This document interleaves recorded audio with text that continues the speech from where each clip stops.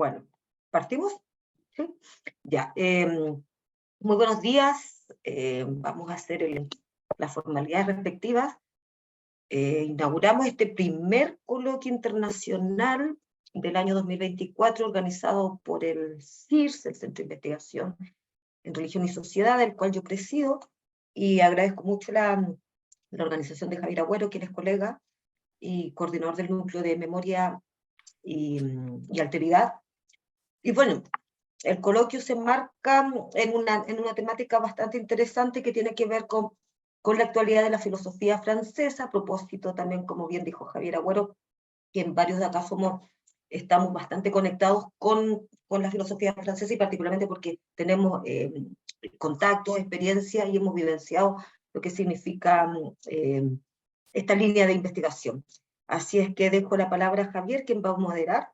Y agradezco a Cristina de Peretti, un gusto conocerte, Cristina, he leído mucho de ti, he escuchado mucho de ti. Igualmente. A Gustavo Chatañé, también bueno, colega y amigo muy cercano, y a Ariel Lugo, también que lo conocemos por Facebook, pero que ahora tengo un placer de conocerlo de manera presencial. Te doy la palabra a Javier. Muchas gracias. Muchas gracias, Lorena.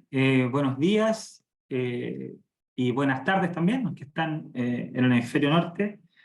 Bueno, es un motivo de alegría poder reunirnos hoy en torno a esta temática y sobre todo con nuestras y nuestros invitados. Decir en principio que había otra invitada, que era Claudia Gutiérrez, profesora de la Universidad de Chile, pero por problemas personales importantes, digamos, no pudo asistir. Ella iba a hablar sobre Miguel Abençur. Bueno, quería señalarlo, digamos, porque efectivamente se ha ampliado un poco más el espectro de autores franceses o autoras francesas que hoy día vamos a intentar conversar. Bueno, tenemos entonces invitadas y invitados de España, Argentina y Chile. Este es un esfuerzo efectivamente del Centro de Investigación en Religión y Sociedad y del Núcleo de Memoria y Alteridad por poder profundizar y de alguna otra forma abrir espacios de discusión, debate, en torno a lo que hemos denominado la actualidad de la filosofía francesa, tan actual como pueda ser, digamos, ¿no? Y en ese sentido, cada ponencia va a tener una duración de alrededor de 25 minutos, entre 20 y 25 minutos, son 3, y finalmente, bueno, como siempre, se abrirá unos 20 minutos, un espacio para intervención, preguntas, inquietudes que pueden ser por esta vía o bien también por el chat, si ustedes así lo estiman. Bueno, procedo entonces a invitar a presentar a nuestras y nuestros invitados. Voy a comenzar por Cristina de Peretti, quien, bueno, no sé si necesita tanta presentación, para la gente que trabajamos en esta línea, muy conocida. Cristina es profesora jubilada de Filosofía Contemporánea en la UNED, de Madrid, España. Es especialista en el pensamiento de Jacques Derrida, ha dirigido un gran número de trabajos y de tesis doctorales dedicados a dicho pensamiento, además de ser autora de numerosos artículos y de varios libros sobre este pensador y de haber traducido al español, sola o en colaboración, un gran número de los textos de Derrida. Destacamos, por ejemplo, la obra Clamor, Glass, ¿no? Este artefacto extraño, medio mutante, derridiano, ¿no? Imagino lo que significó traducir ese libro. Bueno, esto ya lo quiero decir yo, digamos, porque es probablemente Cristina junto con otras personas, por supuesto Paco de Vidarte, que ya no está con nosotros, el mismo Patricio Peñalver de la Universidad de Murcia, pero Cristina es probablemente la principal traductora de Derrida al español. Es una filósofa de gran reconocimiento y de una enorme trayectoria. En lo personal, digamos, me ha acompañado de su obra desde mi más temprana formación en filosofía, particularmente con su texto Jacques Derrida, Texto y Deconstrucción, del año 89, publicado por editorial Anthropos, que ha sido, digamos, un compañero de ruta en todas las búsquedas que he podido llevar adelante. Cristina también, efectivamente, a través de las traducciones de Cristina de Peretti, son muchas las generaciones que han podido estudiar a Derrida y que no teniendo acceso o no habiendo aprendido aún la lengua francesa, como fue mi caso en algún momento, fue a través de sus trabajos quienes pudimos incorporarnos en esta línea, en esta zona filosófica. Ahí donde la traducción, pienso yo, es muy determinante, o sea, es muy importante en tanto legado, herencia, etc. Además de eso, es una persona entrañable, a la que tengo mucho cariño, con la cual tuve la posibilidad de estar en España haciendo una pasantía por allá, el año 2013, 2014, cuando estaba haciendo mi tesis doctoral. Así que muy bienvenida, Cristina, y comenzamos dándote la palabra. Pues muchísimas gracias. Muchísimas gracias, en primer lugar, bueno, pues a todos los organizadores del coloquio por haberme invitado y haber pensado en mí, y evidentemente muy especialmente a Javier, por haberme invitado y por esa presentación que ha hecho, que no sé si me merezco tantas cosas buenas como ha dicho, pero en fin, que yo le agradezco muchísimo, y evidentemente sé que lo hace también porque somos muy amigos. Bueno, pues dicho esto, empiezo. A la hora de hablar de la actualidad del pensamiento de Derrida, creo necesario comenzar subrayando que prácticamente después de 20 años después de su muerte, sus escritos le siguen sobreviviendo, mucho más allá de lo que se conserva, cito palabras suyas, mediante el depósito legal en las bibliotecas. Es decir, que las editoriales siguen publicando sus cursos y seminarios todavía inéditos, y que recientes o más antiguos sus textos se siguen leyendo, también por las nuevas generaciones, y traduciendo a distintos idiomas. Asimismo, se siguen redactando monografías, artículos y tesis en torno a su trabajo, y se siguen organizando cursos, seminarios y coloquios dedicados a su pensamiento, como es este coloquio en el que ahora mismo estamos. Y este interés dentro de la comunidad de docentes e investigadores que hoy sigue despertando el pensamiento de Derrida, responde tanto, pienso yo, a la capacidad crítica e innovadora de sus teorizaciones más filosóficas y de sus reflexiones acerca del legado filosófico y cultural de Occidente, teorizaciones y consideraciones por los demás siempre abiertas a las aportaciones de otras disciplinas más o menos ajenas a la filosofía, como a sus pertinentes consideraciones prioritariamente comprometidas con los temas y problemas más acuciantes de nuestro tiempo, y que son precisamente a los que me voy a referir básicamente en mi intervención. Pero no sin antes recordar también, sin embargo, que la actualidad de su pensamiento queda patente también en el hecho de que casi 20 años más después de su muerte, repito, tampoco han cesado, por desgracia, los ya consabidos ataques a Derrida, prácticamente desde siempre desencadenados por asuntos que no le conciernen directamente, pero que no por eso son menos encarnizados. Así, por ejemplo, la insidiosa e indefendible campaña en su contra, liderada por los Fay, padre e hijo, y por Gassier, a raíz del inicio en 2014 de la publicación ya anunciada desde 2013 de los cuadernos negros de Heidegger, o más recientemente la celebración en la Sorbonne, hace 2 años, del coloquio titulado Après la déconstruction, reconstruire les sciences et la culture, presidido nada menos que por Jean-Michel Blanquet, por entonces ministro de Educación del gobierno de Macron, y organizado por el Observatoire du Décolonialisme y el Collège de Philosophie, que por cierto no tiene nada que ver con el Collège International de Philosophie, uno de cuyos fundadores en 1983 fue Derrida.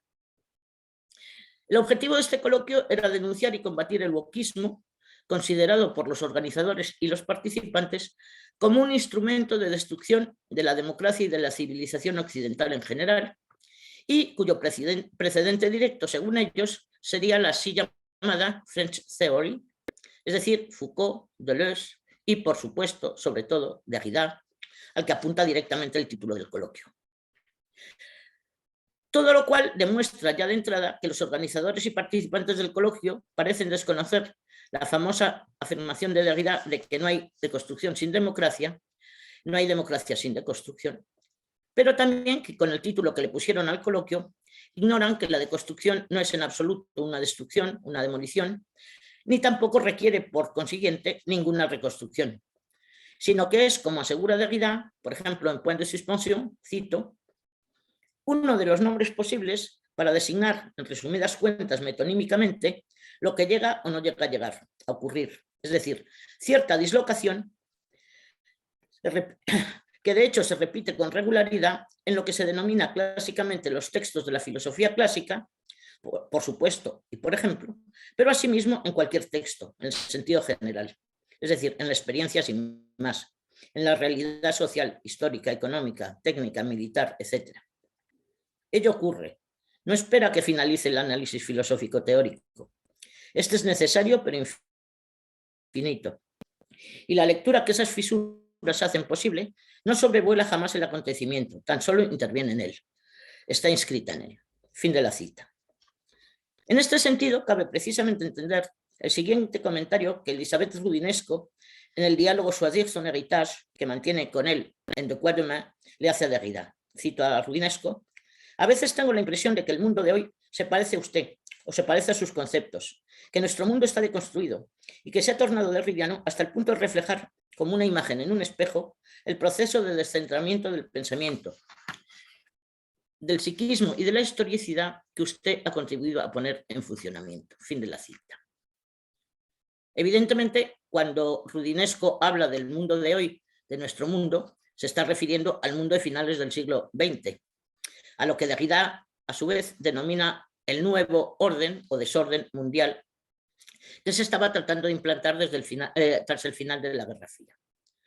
Y a raíz del cual, esto es, de las numerosas mutaciones que por aquel entonces ya afectaban a ese mundo, Derrida consideró necesario no solo elaborar nuevos conceptos para la política, empezando por el de lo jurídico-político, sino también inventar nuevas distinciones, por ejemplo, para las tradicionales oposiciones conceptuales como son la guerra y paz, amigo-enemigo, etc., así como para otras más comunes como son la de dentro-fuera, realidad y virtualidad, público y privado, etc., ya que todas ellas se han ido tornando cada vez más difusas e inestables, dejando incluso de resultar pertinentes en muchos casos.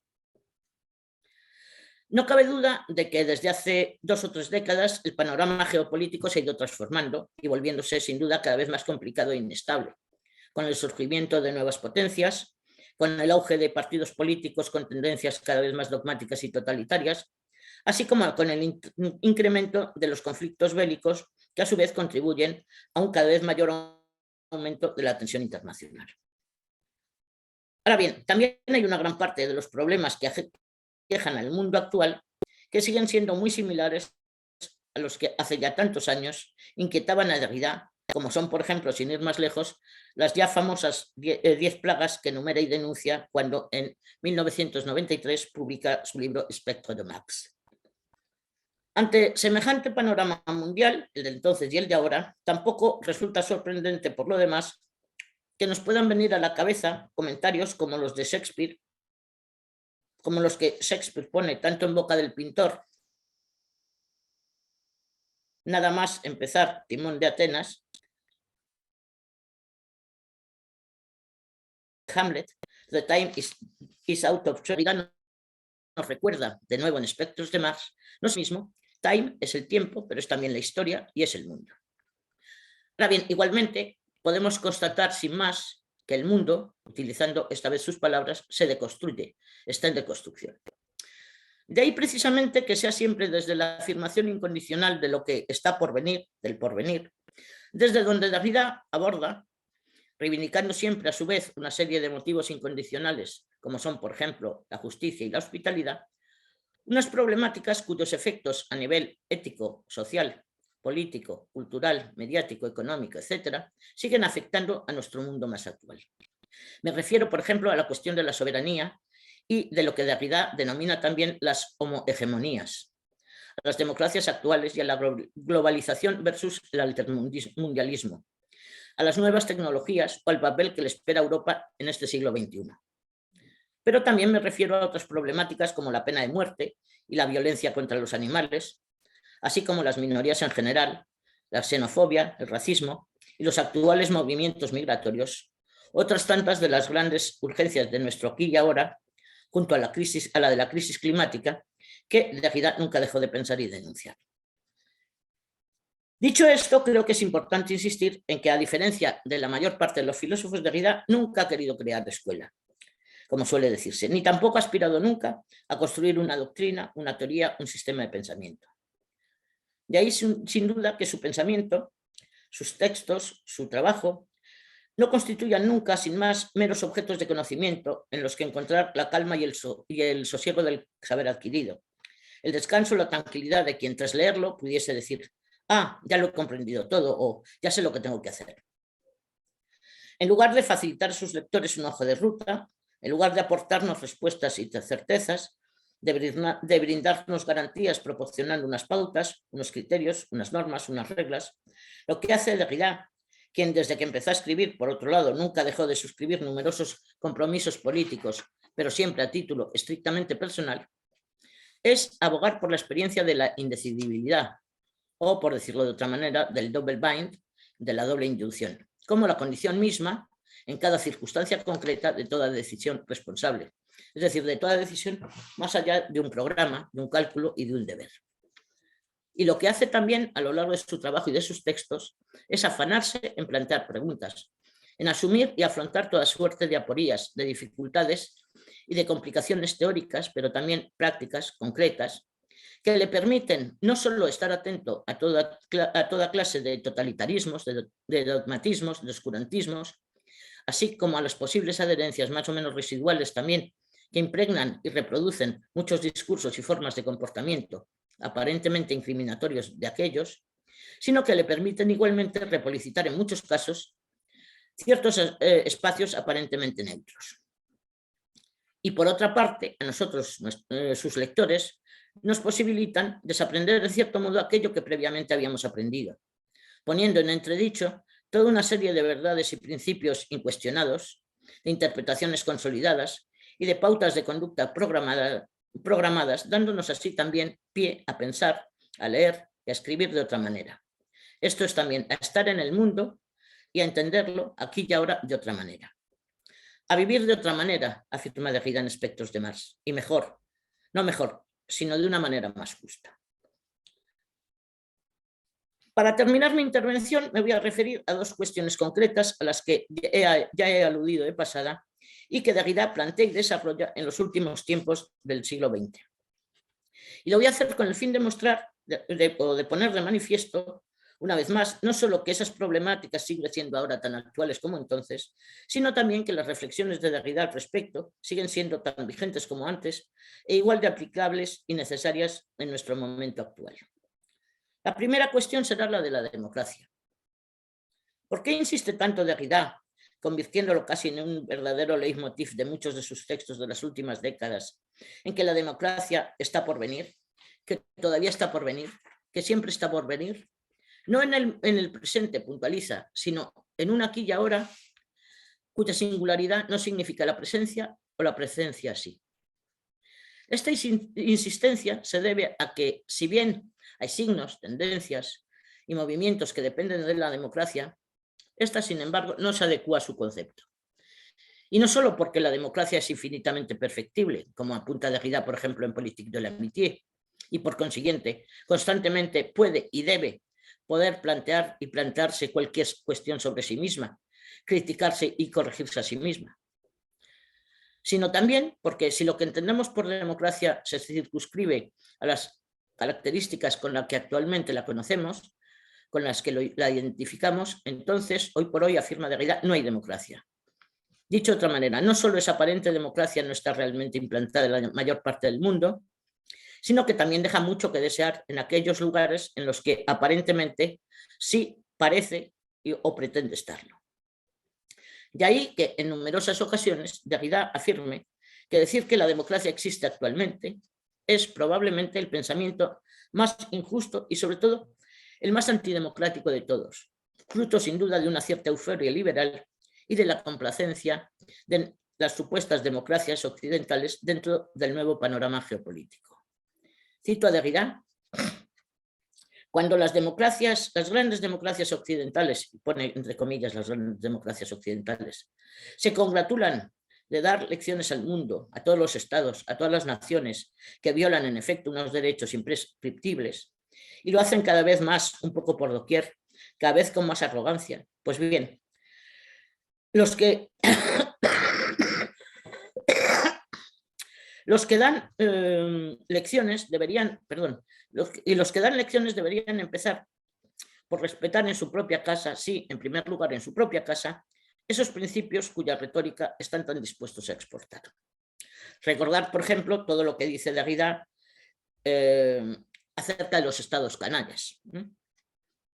Por eso también considera tan necesario como urgente seguir examinando continuamente el funcionamiento de este violento imperialismo, no solo analizando críticamente los antecedentes y presupuestos, muchos de ellos ya antiguos y arraigados, en los que se asienta el concepto mismo de democracia, como es por ejemplo el ideal de una fraternidad universal enraizado tanto en la virilidad como en la familia o en el origen, sino también interrogando en nombre de la democracia siempre por venir, eso que hoy existe de hecho y que nosotros seguimos llamando democracia, examinando escrupulosa y detalladamente sus estructuras actuales, sus instituciones y sus leyes, así como prestando una especial e interminable atención crítica a los modos en que toda una serie de intereses económicos, políticos y mediáticos muy diversos corrompen la democracia y manipulan demagógicamente la opinión pública. Solo de esta forma se podrá lograr lo que hoy por hoy son las actuales instituciones así llamadas democráticas, esto es, una prevención hacia el otro y hacia lo otro, y su consiguiente discriminación y exclusión. Solo así se podrá conseguir que éstas se abran a su propia promesa, esto es, a una democracia por venir, en la que un nuevo concepto de ciudadanía, más allá de toda geografía y de toda nacionalidad, que Derrida concibe también como una nueva internacional, sin partidos, asociación ni organización, que proclame a los cuatro vientos la no aceptación del orden mundial en el que vivimos, ni tampoco la del discurso que éste inspira. Un nuevo concepto de ciudadanía, repito, permita vivir juntos a todos los seres humanos sin importar quiénes son ni de dónde vienen. La segunda cuestión, estrechamente relacionada con la anterior a la que me voy a referir, es la de la mundialización. Y para ello empiezo directamente con otra cita de Derrida que dice así: la imagen ideal o eufórica de una mundialización como apertura homogeneizadora debe ser seriamente puesta en tela de juicio con una vigilancia sin fallos. No solo porque la susodicha homogeneización, allí donde se produce o se produjese, comporta en sí mismo a la vez una oportunidad y, doblando la oportunidad, un riesgo aterrador, sino también porque la aparente homogeneización disimula con frecuencia desigualdades y hegemonías, lo que denomino homohegemonizaciones, antiguas y nuevas, que hemos de aprender a descubrir bajo sus nuevos rasgos y a combatir. Hace ya tiempo, en efecto, que toda una serie de estrategias y de retóricas concebidas por altas esferas políticas, diplomáticas y militares de los países más poderosos trajeron consigo, con el imprescindible recurso, por supuesto, y desarrollo de las redes mundiales científicas y de comunicación, eso que solemos denominar globalización y que Derrida prefiere llamar mundialización. Ahora bien, a la extrema violencia que implica la pretensión de implantar a nivel mundial el modelo de la democracia occidental, es decir, del libre mercado y del capitalismo sin fronteras, se suma el hecho de que las eventuales ventajas, no exentas por lo demás de peligro, como son, por ejemplo, la mayor capacidad de información, de comunicación, de desplazamiento, etcétera, que es capaz de proporcionar ese proceso de mundialización gracias al continuo avance y desarrollo tecnocientífico y tecnológico, solo se benefician algunos países y dentro de estos solo algunas clases sociales. Mientras tanto, como muy acertadamente denuncia Derrida, en el mundo nunca ha habido, en cifras absolutas, tantas ni tan graves desigualdades sociales y económicas como las que hay hoy. Nunca ha habido tanta marginación ni tanta pobreza, tantos desastres ecológicos, tantas epidemias sin solución. O, como aseguran expertos de Marx, jamás la violencia, la desigualdad, la exclusión, la hambruna y, por tanto, la opresión económica han afectado a tantos seres humanos. Ni tampoco, recuerda también en otros textos, nunca se ha ignorado tanto a las víctimas de este supuesto proceso de mundialización, como demuestra el hecho de que en plena era de las tecnologías, de la telecomunicación y de la mundialización, la cantidad y frecuencia de información que, por ejemplo, los medios de comunicación occidentales ofrecen sobre lo que ocurre en el resto del mundo, suele estar en función del grado de desarrollo y poder económico de los distintos países. De modo que, como asegura Derrida, cito, la matanza de miles de personas en un tiempo muy breve puede provocar menos efectos psíquicos y políticos que el asesinato de un solo individuo en determinado país, determinada cultura, determinado Estado-nación, sobreequipado desde el punto de vista mediático. Ante semejante situación, Derrida considera por consiguiente que la noción de mundialización, reforzada a su vez por lo que él denomina la mundialatinización, lo que llama esa extraña alianza del cristianismo y del capitalismo, se convierta a menudo, junto con la retórica simplificadora y de consenso que provoca y en la que a su vez se ve envuelta, en el último lugar común de las peores confusiones e incluso de calculadas mistificaciones.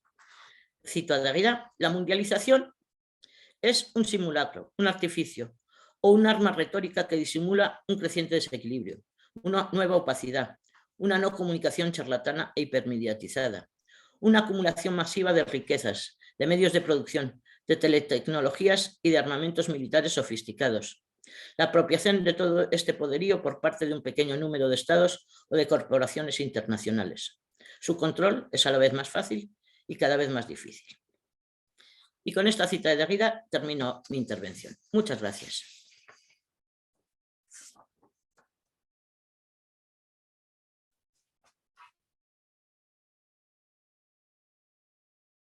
Muchas gracias, Cristina, por tu presentación, siempre estimulante, inquietante, sobre todo en este debate siempre inconcluso sobre la potencia política del pensamiento derridiano que siempre ha estado en tensión.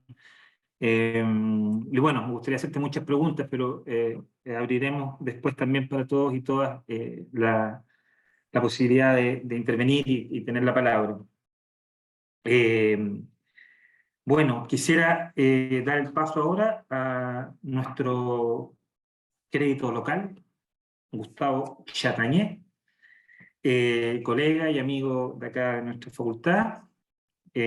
Gustavo es doctor en filosofía por la Universidad París 8 y académico, investigador del Departamento de Filosofía de la Universidad Católica del Maule, acá, donde estamos en Talca. Es investigador asociado del Laboratoire de Logique Contemporaine de la Philosophie de París 8. Integra el Centre d'études de langue et littérature moderne de la Universidad de Rennes 2. Fue galardonado con la Cátedra de las Américas el 2020. Fue profesor invitado también de la Universidad de Valparaíso, en Chile, en el 2016. También, el mismo año, cursó un postdoctorado en filosofía en la Universidad de Río de Janeiro. Además de la filosofía francesa contemporánea, donde descansan sus inquietudes filosóficas más fundamentales, sus investigaciones tratan sobre la estética y la teoría crítica.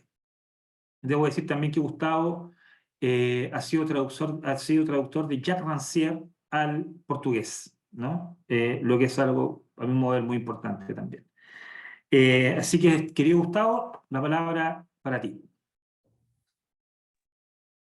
Hola, buenos días a todos, a todas. Muchas gracias, Javier, por la invitación, por la presentación. Un gusto estar con ustedes aquí. Un gusto escuchar a Cristina Peretti. Comenté que estaría en una mesa contigo. Patrice me ha dicho de saludarte. Un gusto conocer, intercambiar con Ariel, que conozco de internet. Bueno, soy brasileño, ¿no? Soy de Río de Janeiro, por eso tengo ese acento raro. Voy a presentar un texto sobre Alain Badiou, ¿no? Ya que el tema del coloquio es más bien filosofía francesa, y voy a leerlos un texto, ¿ya? Que está basado en la teoría del sujeto de Badiou, ¿ya? Bueno. El pensamiento de Badiou se caracteriza por la recuperación novedosa de los conceptos de sujeto, acontecimiento y verdad. El sujeto es inmanente a una ruptura, el acontecimiento, el productor de verdad. Saliendo de una perspectiva fundacionista, la torsión así aplicada al sujeto exige que se apunte a él como efecto del acontecimiento, el evénement, ¿no? Ruptura que le es necesariamente anterior, engendrando a posteriori una verdad.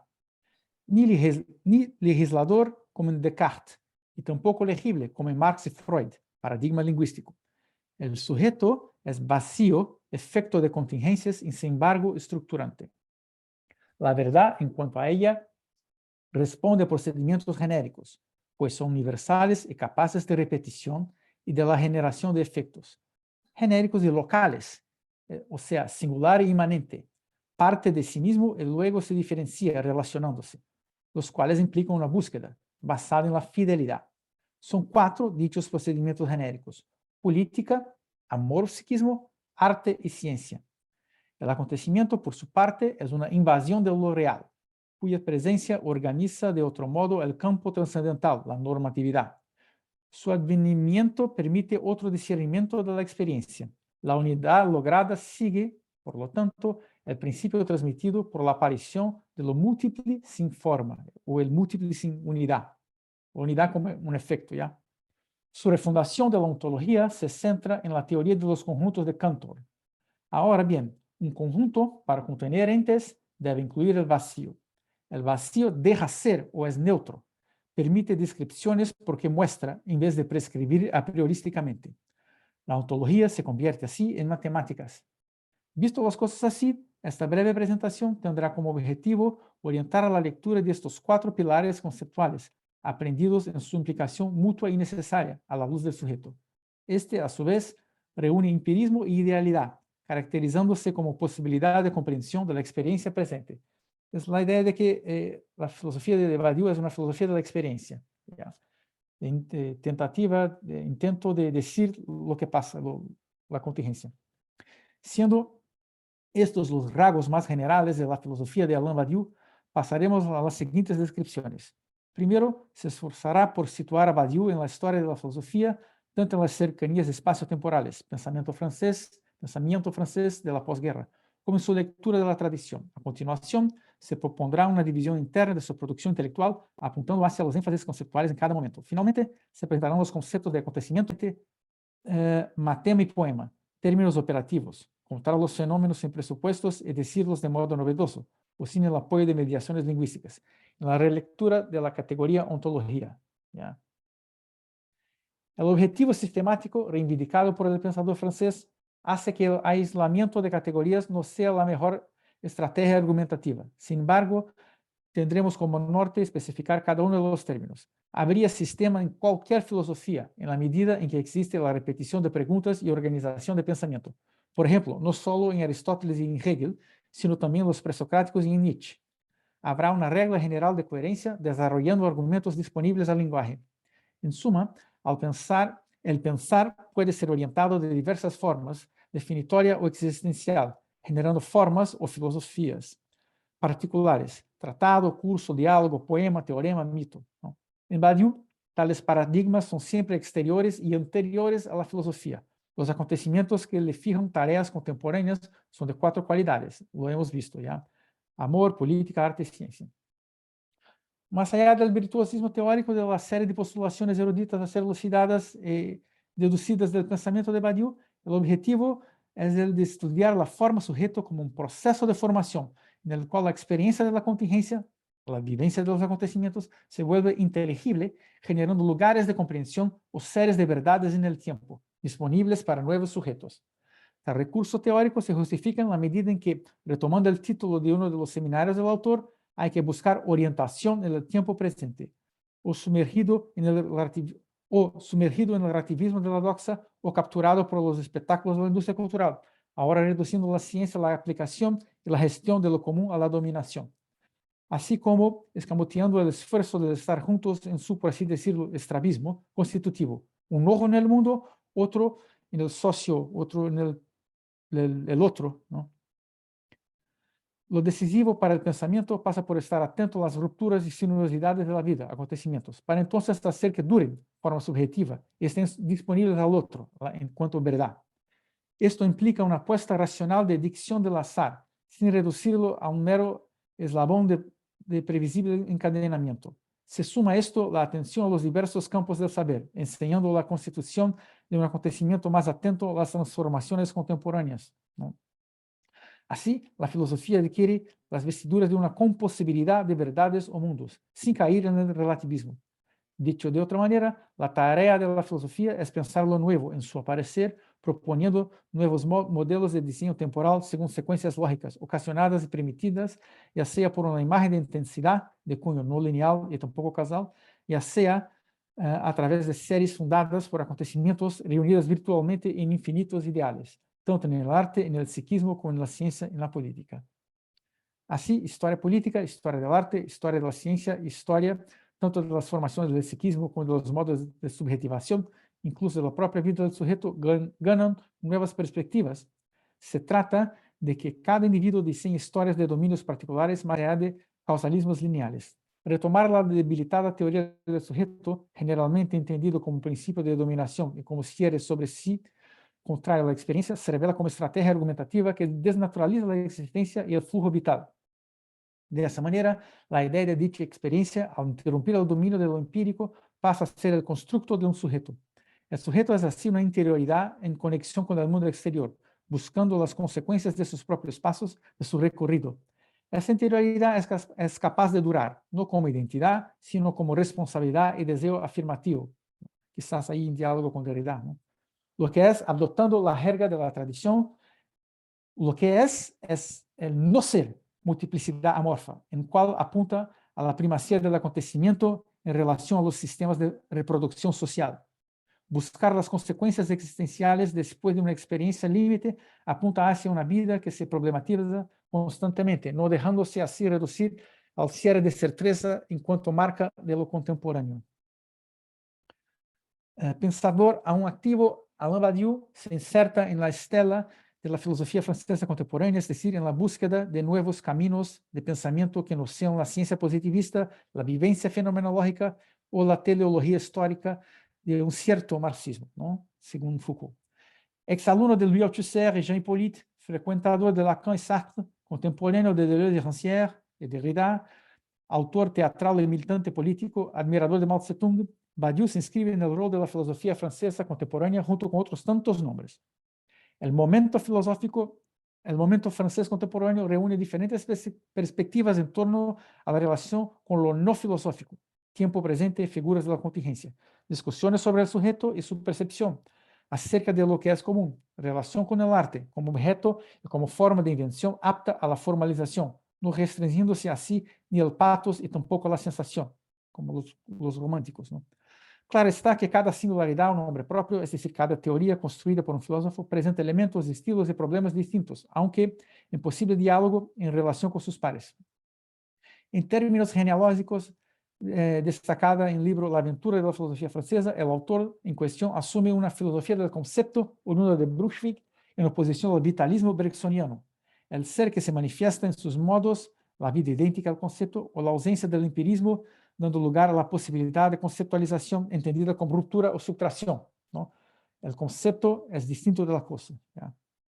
Según Alain Badiou, hubo tres grandes momentos de la filosofía: su fundación en Grecia, el idealismo alemán y Francia en la posguerra. El llamado momento francés se habría iniciado con la obra seminal de Sartre, El ser y la nada, 43, hasta los últimos escritos de Deleuze, años 90, con un corto periodo de cerca de 50 años. Sus orígenes inmediatos, ya que se podría recurrir a Descartes, se remontan, como mencionó, a inicios del siglo XX con Bergson y Brunswick.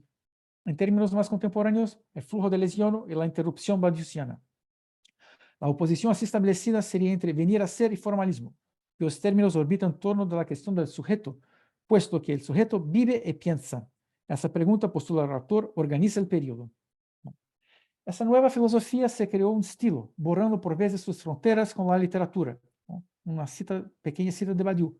Hubo que transformar su lengua de la filosofía y no solo crear conceptos nuevos, lo cual derivó en una relación singular entre la filosofía y la literatura, ¿no? La metaforización explorada por Derrida y después por Ricoeur, ¿no? La filosofía, desplazada por acontecimientos, teje un vínculo entre presentación conceptual y estilo. Tal escritura es seguida por un nuevo sujeto, y ahí se introduce en otra senda del movimiento, a saber, en el debate sobre el sujeto, atravesado por el psicoanálisis, lo que no deja de apuntar para una cuestión práctica y crítica, más que clínica. Eso es porque el inconsciente es concomitantemente existente y creador de conceptos. De ahí se desprenden los modelos rivales al psicoanálisis en su complexión. El proyecto en Sartre, la máquina de guerra de Deleuze y Guattari, la fantasía en Bachelard y finalmente la estructuración lacaniana. Sin querer pasar panos calientes y anular el rico debate, Badiou entrevé un programa común, ¿no? Crear un estilo filosófico que no oponga conocimiento y existencia. Como síntomas o figuras subjetivas de un deseo del concepto, tales nombres propios mezclan las coordenadas de la figura del académico, ahora leído como escritor, artista, sujeto, militante, amante, ¿no? Aventureros del concepto. Aquí está la designación que los reconciliaría a todos. De hecho, eso, una cita de Badiou, que el concepto mismo sea un camino cuyo punto final no se conoce forzosamente. No obstante, su producción intelectual de Badiou comienza a ganar cuerpo en los años 80. En su primer gran libro, Ser y Acontecimiento, 88, se retoman los conceptos de verdad, sujeto, ontología y acontecimiento, desplazando la tradición. El sujeto ya no es el sujeto de la verdad, sino formado por algo que lo atraviesa y supiera, el acontecimiento, llevándolo a una indagación o búsqueda. La filosofía, en cuanto a ella, no hace nada, solo hace inteligibles los procesos. Tales procesos son condiciones para el pensamiento, condiciones que son temporalmente anteriores y así causadoras. Sus procedimientos genéricos, ¿no? Arte, política, amor y ciencia, o incluso respectivamente, sensible, subjetivación, presentación de fuerzas, inconsciente y decisión, y para la ciencia el ser ahí del mundo. La ontología, a su vez, se convierte en matemática, ¿no? Se espera así dar primacía al múltiple, sin nombre y sin forma, que irrumpe localmente y sacude un régimen de expectativas, ¿no? Enseñando un proceso de universalización. En su perspectiva sistemática, en el seno de la dialéctica entre matema y poema, hay un papel estructural del arte o de la potencia creadora del lenguaje. Delante de la suspensión del sentido operada por el acontecimiento, mediación positiva alguna es capaz de nombrar lo que pasó. Tal decir es una apuesta y una invención, haciendo el acontecimiento disponible para un sujeto. Su decisión es del orden del deseo, preconceptual. Una de las innovaciones de la producción teórica de Badiou consiste en la articulación entre matema y poema. Un uso filosófico y no instrumental de la matemática, no previsto o no valorado por los matemáticos, como lo subraya, tiene la pretensión de redefinir la ontología, la teoría del ser en cuanto ser. La ontología muestra un resto, la forma ideal subjetiva del objeto, que no está presente o no lo está, o lo está como idea, ¿no? La matemática cuenta, por lo tanto, muestra. Y ahí el papel de la filosofía, si ésta quiere librarse de las diversas suturas o predeterminaciones que históricamente la dirigieron, predeterminando el destino del fenómeno, que de múltiple pasa a una identidad. Más bien, es cuestión de las condiciones para el ejercicio de la filosofía, con el título del libro inmediatamente posterior a su magnum opus de 88, ¿no? El libro que se llama Condiciones. Y aquí introducimos una comprensión badiousiana de la historia de la filosofía, ¿no? La manera en que se comprende el acontecimiento cambia, es forzada a hacerlo. Por eso cada época tiene su episteme así dispuesta. Primero, el Renacimiento a la modernidad, periodo clásico de Leibniz a Descartes. Matemática y ciencia como condición de filosofía. Luego, Revolución Francesa. Historia y política como condiciones, de Rousseau a Hegel. Tercero, nihilismo, arte y poesía, que sustituye la filosofía, Nietzsche y Heidegger, en la llamada era de los poetas. En todos esos periodos había identidad entre filosofía y sus condiciones, recalcando el acontecimiento y su desarrollo. Ambos manifestos por la filosofía, respectivamente libros de 89 y 2009, defienden la filosofía ante el peligro de su desaparición, sea por la atribución de la culpa relativa a los hechos históricos del ciclo de los desastres, bomba atómica, Shoah, guerras, hambre, dictaduras, lo que la reduciría a juegos de lenguaje y al espontaneísmo de la vida, teniendo en cuenta las consecuencias nefastas de sus pretensiones prácticas, sea su edulcoración por la omnipresencia de manuales, cursos de café filó, domesticando el gesto de la duda en pro de la reproducción social del mundo sin idea. Ya estoy caminando para el fin. El gesto estructuralista se hace presente tanto en la percepción de que hay efectos contingentes de estructuración como en la constatación de que hay modos de producción de subjetividad, organización conceptual, mediación lingüística, lo que impide el mero descarte de la filosofía. Esta, por su parte, no hace nada, tan solo muestra lógicamente procesos de incorporación subjetiva post-acontecimiento. Bueno, si me quedan algunos minutos, podría progredir, pero o no, o ya está listo. 5 minutos, Gustavo, si te acomoda. Ya, 5 minutos, agradezco. Sigo un poco más. En lo que concierne a su propia obra, se propondrá un cruce entre lo temporal, cronológico y temático, apuntando hasta los desplazamientos operados en su dispositivo conceptual, ¿no? Y ahí hay un profesor de la PUC de Porto Alegre, mi querido colega Norman Madaraz, que establece una división interna en su obra. En un primer momento, desde 68 hasta mediados de los 70, se ve en el elogio de la ciencia formal, aliada a la actividad militante de inspiración maoísta y primeras investidas en la creación literaria. Ingresa en la École Normale y es profesor de Liceo antes de ingresar a la recién fundada Paris 8 en 69. Nótese que las llamadas grandes obras surgen a partir de los años 80. Un segundo momento, desde mediados de los 70 hasta mediados de los 80, busca reformular la teoría del sujeto con vistas a repensar la teoría política emancipatoria. Los más destacados del periodo son Théorie du sujet y Peut-on penser la politique, 82-85. El tercer periodo avanza en las investigaciones en torno al sujeto genérico, creado por 4 condiciones históricas, y haciendo de mediados de los años 80 hasta cerca de 2005. Para Badiou, la ciencia cede lugar a la ontologización de la matemática basada en la teoría de los conjuntos. El objeto del pensamiento es el múltiple puro. Su dicción va acompañada del desprendimiento del infinito de la forma de lo uno. Ser acontecimiento es de ese periodo, 88, teniendo como una coda explicativa en condiciones y una preparación para lo que sigue en Court Traité d'Ontologie Transitoire, 98. El cuarto periodo dio nacimiento a su fenomenología, o Logique du Monde, 2006. Su reto es desarrollar un modelo trascendental de la apariencia que abarque no solo el sujeto inmanente a la novedad, sino también las gradaciones de la existencia que, aunque aparezcan, no hacen acontecimiento. Cuerpos y lenguajes solo son posibles por las verdades que los sustentan y comprenden sus relaciones. Finalmente, la quinta y última etapa corresponde a la evolución desde 2013 hasta la actualidad, con la publicación de L'Immanence de Vérité, 2016, como hito. La teoría de los conjuntos, tal como se presenta en Ser Acontecimiento, se radicaliza. Ahora se refiere no solo a la posibilidad del animal humano de pensar lo que lo sucedió, sino que también se aplica a todo múltiple, en una infinidad de infinidades por aprender. Por ejemplo, la exploración de mundos infinitos, cuyas obras en duración se oponen a los desechos como formas de lo uno, ¿no? Así que hay institucionalizaciones de lo uno que son criticadas. Asimismo, la búsqueda de los múltiples infinitos mapea multiversos haciendo uso de herramientas matemáticas para explicar la fuerza de sujeción de las verdades, ¿no? Bueno, y diría para terminar, ¿no? Más que reducir el conocimiento a las formas siempre iguales de la sensibilidad, se trata de una dialéctica afirmativa entre sujeto y acontecimiento que produce nuevos límites, en última instancia, hacia el infinito, ¿no? En una perspectiva transhistórica, ¿ya? Y con eso termino. Muchas gracias por su atención. Muchas gracias a ti, Gustavo. Siempre es interesante poder acercarnos un poco más a la obra de este enorme filósofo, también Alain Badiou, sobre todo porque también con Derrida tuvieron, en este caso, ya que Cristina habló de Derrida, ¿no? Hubieron ciertas rivalidades, ¿no? No solo con Derrida, sino también con Lacan, como tú bien sabes, bueno, Richard Rorty.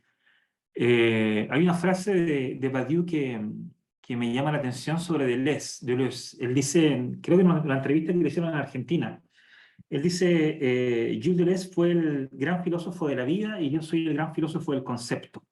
Quizás en un momento posterior, después en el momento de las preguntas, pudiéramos entrar en esta tensión sobre ahí, ¿dónde es que se diferencian? Si es que hay algo así como una diferencia en torno a la idea de acontecimiento entre Derrida y Badiou, que creo que, si bien ambos están inspirados por la idea del acontecimiento lanzado hacia el porvenir, efectivamente el gesto no es exactamente el mismo. Eso sería interesante por ahí. Gracias, Gustavo. Bueno, entonces ahora le damos la palabra a Ariel Lugo. Ariel es doctorante en filosofía por la Universidad Nacional del Nordeste, es magíster en Ciencias Sociales y Humanidades con orientación en Filosofía Política por la Universidad de Quilmes. Es profesor y licenciado en Filosofía por la Universidad Nacional del Nordeste. Actualmente es profesor regular de las universidades Católica de Salta, Universidad Nacional del Nordeste y Universidad Católica de las Misiones. Sus temas de investigación se centran en la filosofía política en general y particularmente en la injerencia de la filosofía de Jacques Derrida en la y lo político. Otra vez aparece esta suerte de anillo, de perímetro en el cual Derrida no deja de ser tensionado permanentemente. Uno podría hacerse una pregunta y hacer un coloquio entero sobre esto. ¿Es Derrida un pensador de lo político o de la política? Bueno, Ariel insiste también en esta pregunta. Actualmente se encuentra cerrando un libro que se llama Es extraño monstruoso, donde aborda la vinculación entre migración y lo monstruoso desde una lectura de la deconstrucción. Bueno, Ariel lo conozco desde el año 2014, recuerdo en Buenos Aires cuando se hizo un coloquio a propósito de los 10 años de la muerte de Derrida. Este año ya son 20 años de la muerte de Derrida. Van a pulular probablemente los coloquios por todas partes donde hayan derridianas y derridianos. Así que bueno, también una persona que le tengo un gran cariño, con que hemos podido hacer cosas en conjunto igual. Así que, Ariel, la palabra es tuya ahora. Un abrazo, que esté muy bien. Hablamos después. Gracias, Javier, muchas gracias por la invitación, gracias Lorena por la organización, gracias Gustavo por tu exposición y bueno, y especialmente a Cristina, me hago eco de las palabras que dijo Javier al principio, ¿sí? Todos aquellos que arrancamos nuestro periplo derridiano en nuestra lengua nativa, ¿sí? Con todo lo que eso implica, tuvimos obviamente que recurrir a las traducciones e interpretaciones de Cristina, así que leímos un Derrida atrasado por la lectura de Cristina, así que eso es algo que siempre que esté Cristina cerca es algo para reconocer, todo ese trabajo meticuloso y minucioso de las referencias, ese trabajo infinito, siempre se agradece. No podía no hacer mención a eso antes de empezar con mi exposición, ¿sí? Y la exposición, más que esa apuesta que hizo Cristina sobre la actualidad de detractores y seguidores por ahí de Derrida, que situó ahí en ese mapeo actual, cómo se encuentra la cuestión, mi exposición se va a centrar en un tema específico, que es justamente la migración, y cómo a través de algunos conceptos derridianos se puede llegar a tener una lectura, desde mi perspectiva, que nos amplíe el campo para tratar esa problemática, ¿sí? Así que un poco en eso, de eso va mi exposición. Me centro en la lectura del texto, ¿sí? Espero cumplir con los plazos establecidos, ¿sí? En los 25 minutos.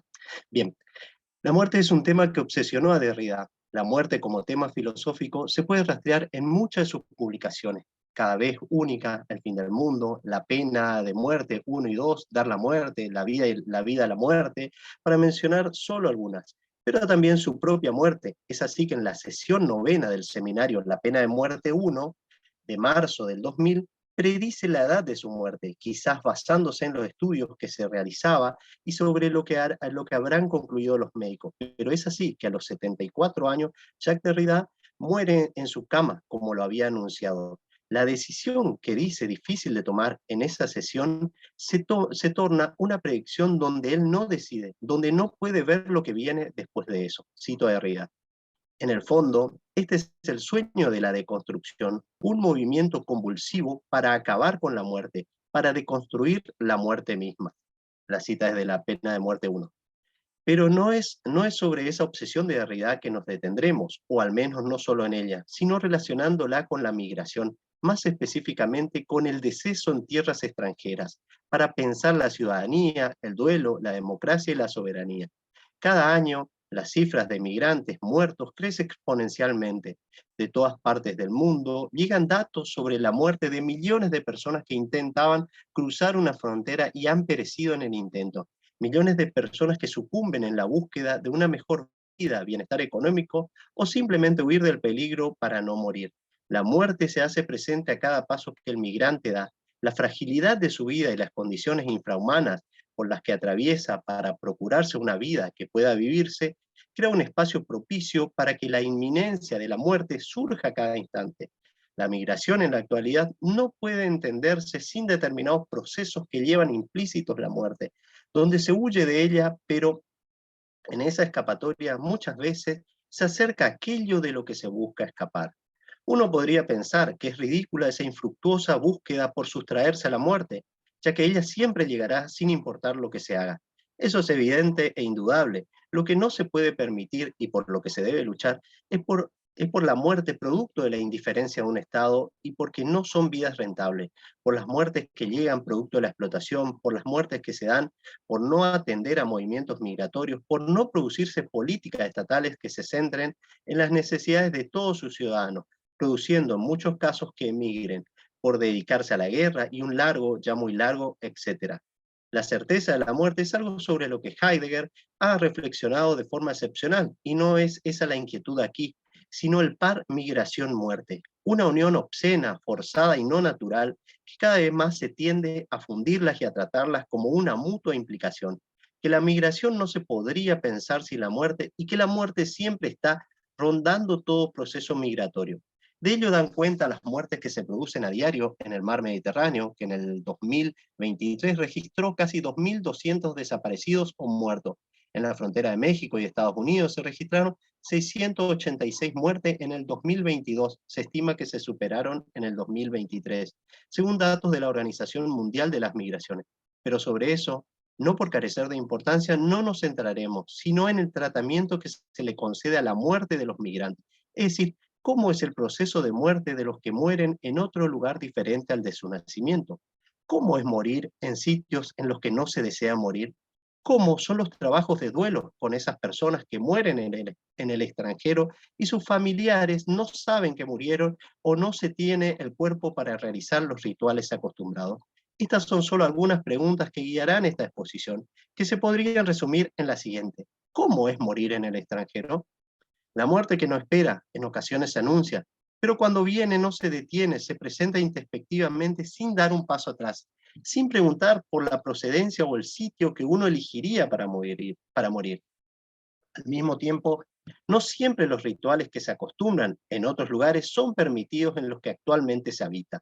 Quizá estos impedimentos o imposibilidades conduzcan a un doble movimiento de extranjerización, aún después de la muerte, donde se le impide llevar adelante el proceso del duelo o velatorio del difunto y se le sustraiga a la posibilidad que se lo vele en su lugar de origen, produciéndose un proceso de extranjerización de la muerte.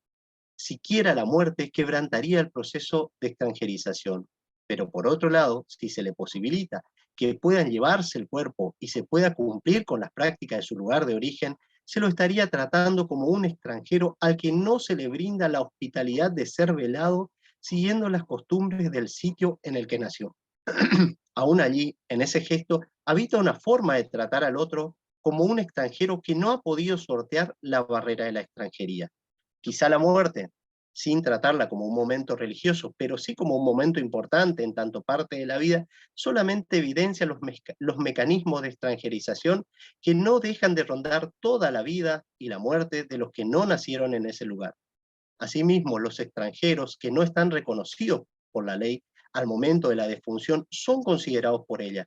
La muerte permite su introducción en la legalidad, entre comillas, ¿sí? Paradójicamente, lo que en vida no se le concede. La ley, al tratarlo como fuera de la ley, lo reconoce en el no cumplimiento de esta.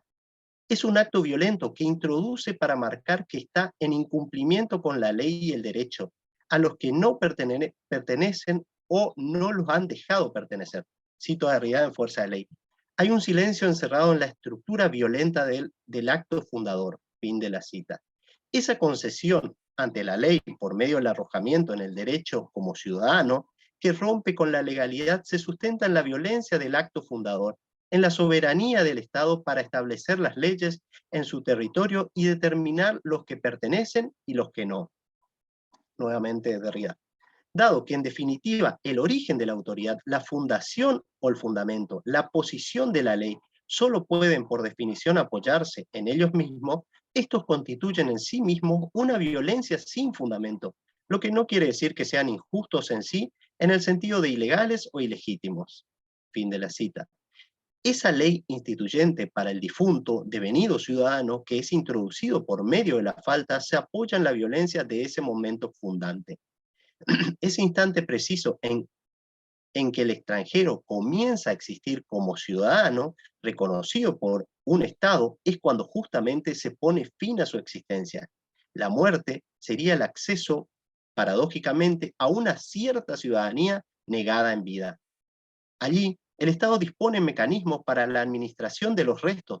Cuando esos restos no eran tales, no habían recibido ningún tipo de reconocimiento o los recibieron en la negación de ser reconocidos. Butler sostiene: la estructura de la demanda es importante para entender cómo se introduce y se sostiene la autoridad moral si aceptamos que cuando hablamos no solo nos dirigimos a otro, sino que de algún modo ingresamos a la existencia, por así decirlo, a partir de la demanda, y algo acerca de nuestra existencia prueba ser precario cuando dicha demanda fracasa. Fin de la cita.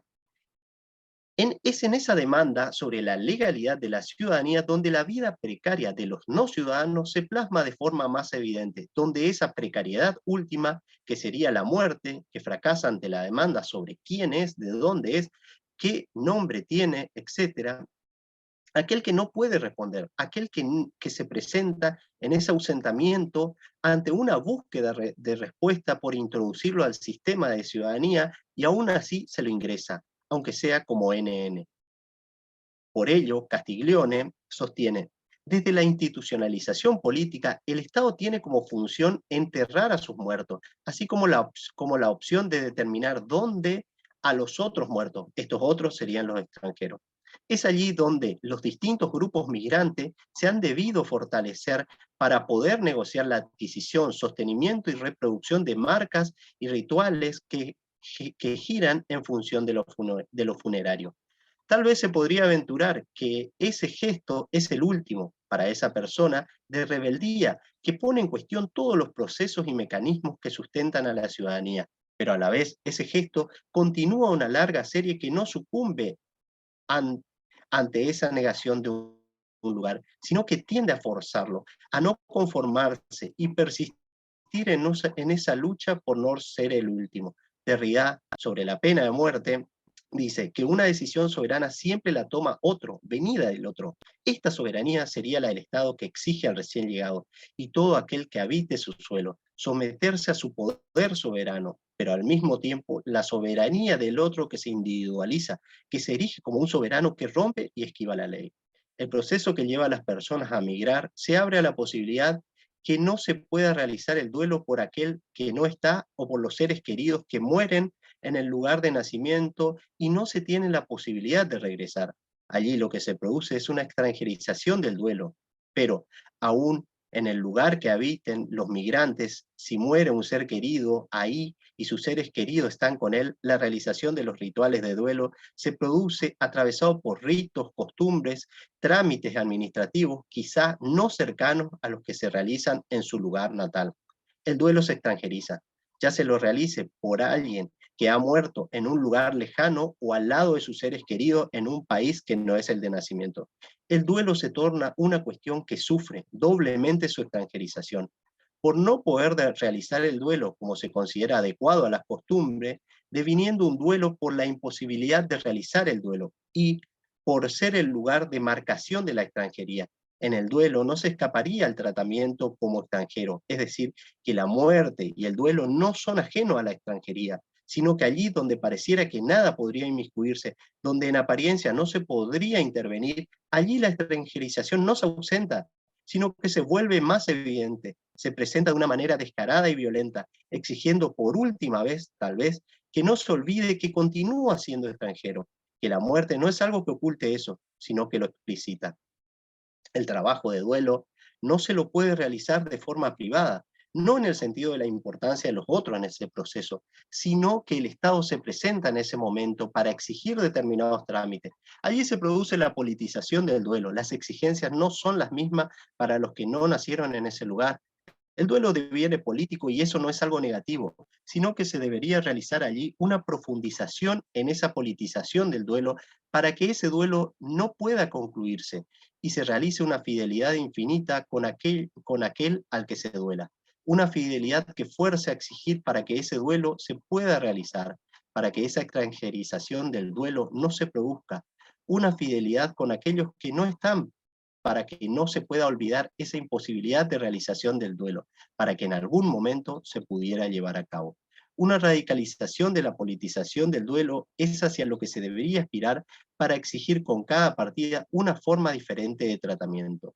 La posible salida a la extranjerización del duelo es tornarlo cada vez más político, para sacarlo de su extranjerización, para que no sea una cuestión privada, pero que no sea un lugar donde la biopolítica entre a jugar, o sí, pero de una manera u otra, que permita salirse de los márgenes que se configuraron para la realización del duelo, sean migrantes o no, para quitar al duelo de la forma en la que se lo quiere circunscribir, para que se produzca una memoria militante por aquellos que no están, que exija justicia desde la forma de no olvido que ahora poseen en cada uno de los que los recuerdan, para que siempre estén al acecho de esos efectos.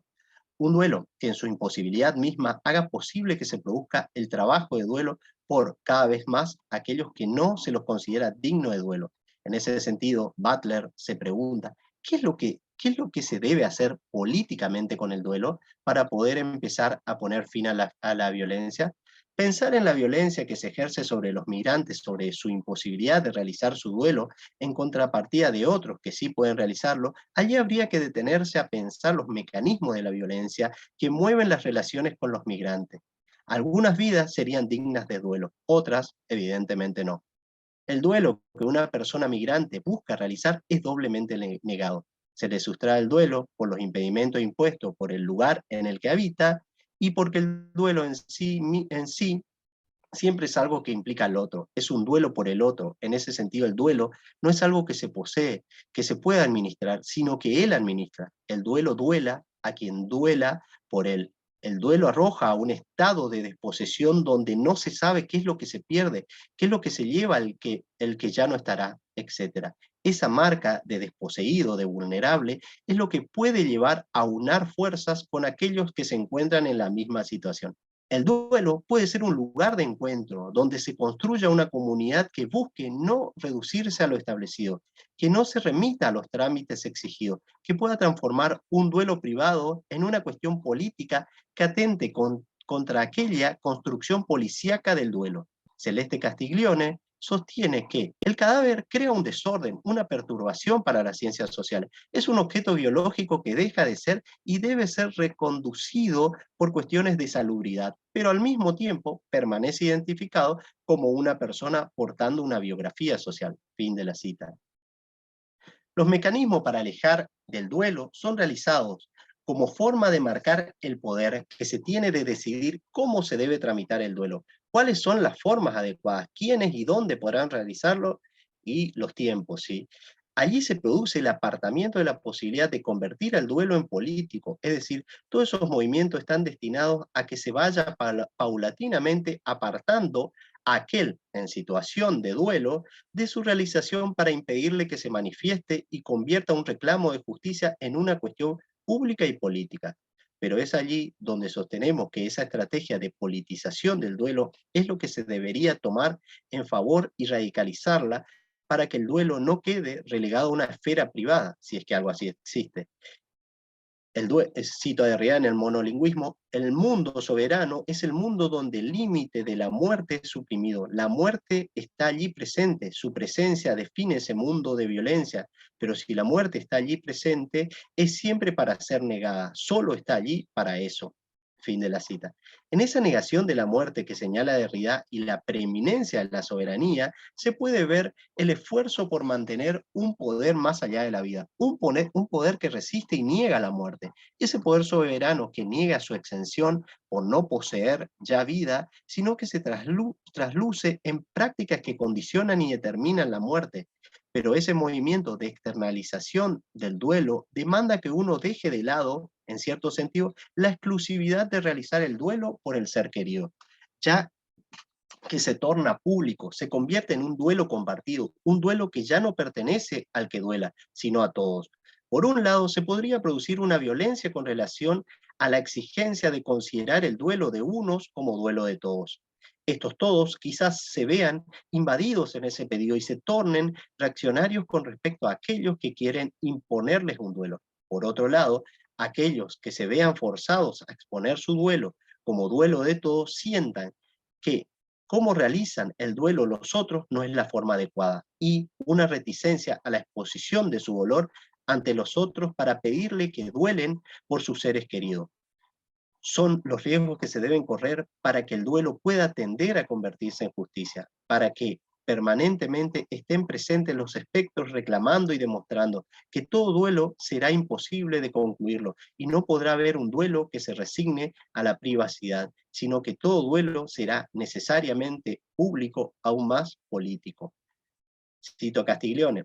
La pérdida de un ser querido en un contexto migratorio se suma así a la ya extensa lista de otros duelos relacionales, materiales y simbólicos. Todo ello, además, en un contexto de retos relacionados con la adaptación y la integración a una nueva sociedad. Fin de la cita. Ya termino. El otro, que se muere en un lugar lejano, en medio de costumbres, leyes y no duelos diferentes, se muere sin que se sepa que se muere. Alguien podría sospechar que ya no volverá, pero no se sabe cuándo ni dónde murió. La importancia del lugar para Derrida es crucial, como también el tiempo. La conmemoración de una fecha determinada por aquel que no está se torna simplemente imposible. En Espectros de Marx, Derrida escribe: nada sería peor para el trabajo del duelo que la confusión o la duda. Es preciso saber quién está enterrado y dónde, y es preciso asegurarse de que en lo que queda de él queda ahí. Fin de la cita. Se colocarán fechas desde cuándo se lo vio por última vez. Se podrá suponer que entre los cuerpos que a diario se hallan en alguna parte del mundo esté el del ser querido. Luego de un tiempo prudencial se iniciará la carga de la muerte del otro, sin saber si es así realmente. La muerte es una relación con el otro, ya que es siempre la muerte vivida por el otro, representada por el otro. La muerte de uno, que el otro se representa, es la muerte que ya está haciendo funcionar la muerte misma y la vida. La representación de la muerte es la muerte que está ahí ya presente en la vida. La muerte de uno solo se la puede representar el otro, pero a la vez la muerte del otro solo se la puede representar uno. Pero no es con la muerte empírica, o no solo con ella, sino con la muerte como trascendental. Cito a Derrida en La escritura y la diferencia. La representación es la muerte, lo cual se vuelve enseguida en la proposición siguiente. La muerte no es más que la representación. Así la representación es siempre un mal, la muerte para aquello que representa, porque ocupa su lugar y lo hace de manera deficiente, lo mata para poder estar en ese sitio, lo reemplaza, representándolo mal. Esa representación no es ajena a la política, porque se representa de forma deficiente en nombre de lo que dice representar, tornando una presencia-ausencia a un mismo tiempo. En esa puja por representar lo que no se puede representar y representar a sabiendas que esa representación es la muerte, es donde se juega algo fundamental de la democracia por venir, de la que hablaba hoy Cristina. La dinámica permanente que lleva a la exigencia de toda representación se tenga que medir con el porvenir. La muerte señala la responsabilidad ineludible que se posee, ya que nadie podrá ocupar el lugar de uno, pero a su vez la muerte es propia de cada uno. No algo externo que sobreviene, sino que la muerte no se puede dar ni quitar, o mejor aún, es la que posibilita el dar y el quitar, imposibilitándolos. Es esto lo que vuelve absolutamente responsable, porque es la muerte de uno y el otro totalmente irreemplazable. Pero esta responsabilidad infinita por lo irreemplazable de la muerte se da en un ser finito que tiene que responder infinitamente. De allí que se torna una tarea imposible y que reclama la responsabilidad ante lo que no se puede responder, que es la muerte. Aún así, es necesario dar respuesta por uno y por el otro, aunque el otro ya no esté, aunque sea una respuesta siempre deficiente. Responder al otro por uno, pero también responder al otro por el otro, de dar respuestas por el nosotros más allá del presente, por el pasado, pero también por el porvenir. Una respuesta ineludible que se podría dar sin la presencia del otro, después de la muerte del otro, pero respuesta que reclama no ser dejada en el olvido. Una responsabilidad infinita por, ante y para el otro, pero a un mismo tiempo más allá del otro, sin tiempo. Ariel, Acá termino. vale, súper. Las migraciones, mejor aún, para no sonar tan abstracto, los migrantes, se debaten en esa pugna constante entre los poderes soberanos, ante un Estado siempre liminar frente a la ciudadanía, en el margen de la legalidad muchas veces, forzando los límites, intentando expandir el derecho para aspirar a la justicia y la puesta en marcha de una democracia que siempre está por venir.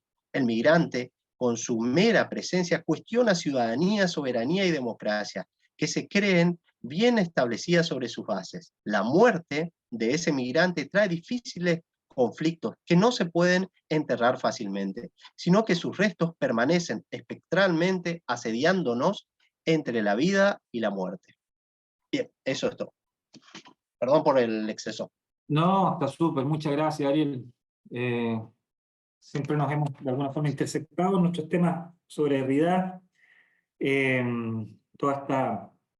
Este equipo, comillas, de nociones derridianas, migración, o sea, bueno, lo que tú trabajas, migración, más la idea de muerte, la obsesión de Derrida por la muerte, por otro lado, ajustándola también al duelo que nunca llega, que bien podría, que tiene una traductibilidad política muy potente también, ¿no? El duelo imposible para pensar, por ejemplo, los contextos postdictatoriales en el Cono Sur, bueno.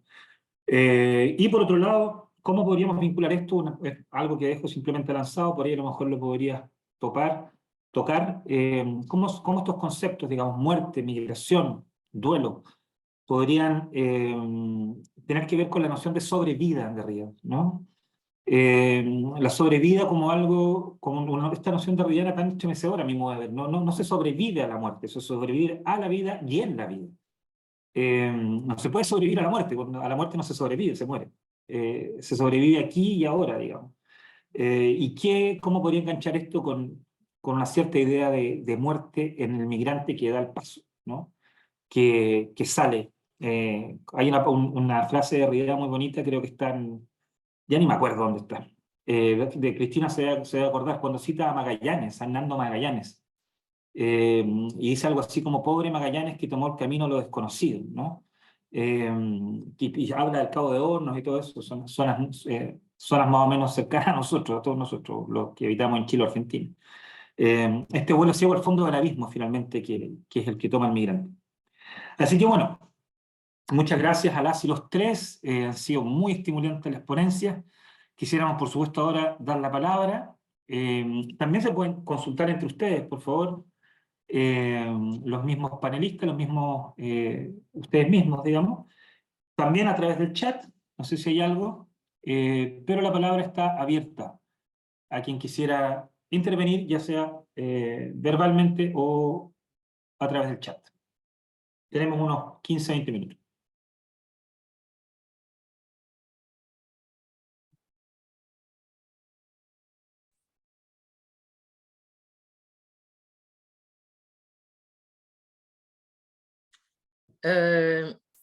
Yo quería, es que estaba mirando si había alguna cosa para levantar la mano, pero veo que no. Sí. Ah, sí, sí. No. Sí hay para levantar la mano. ¿Eres tú? Cristina. ¿Tú? Yo quería decir, no me acuerdo de dónde está esa cita que dices de Magallanes, en absoluto. No controlo tanto como tú te crees. Intento controlar, pero hay cosas que no. Yo me ha encantado la ponencia de Ariel y yo en lo que estaba pensando cuando estabas hablando ya del hacerse cargo, digamos, del duelo y de la muerte del otro, estaba pensando también en la cita esa que le gusta tanto a Derrida y que cita varias veces, la cita esa de Celan de Die Welt ist fort, ich muss dich tragen. Es decir, el mundo se ha ido, te tengo que portar, ¿no? Me tengo que hacer cargo de ti. O sea, y creo que además Derrida en algunos casos, en varios casos, me imagino que habrá otros casos más personales también, pero así que nosotros conozcamos, de alguna manera, efectivamente se ha hecho cargo y se ha responsabilizado de alguna manera de de algunos amigos suyos, como en el caso, por ejemplo, de Paul de Man, cuando toda la polémica y todo el caso de Paul de Man, él, sin, por supuesto, negar las acusaciones que se le pudieron hacer a Paul de Man sobre su colaboracionismo por haber escrito artículos en un periódico, en Le Soir, que era un periódico que un periódico belga que en ese momento estaba, digamos, bajo la ocupación nazi y refrendado por los nazis, pero aún así él sí se hace cargo de una cierta defensa de Paul de Man, es decir, bueno, pues hay esa responsabilidad.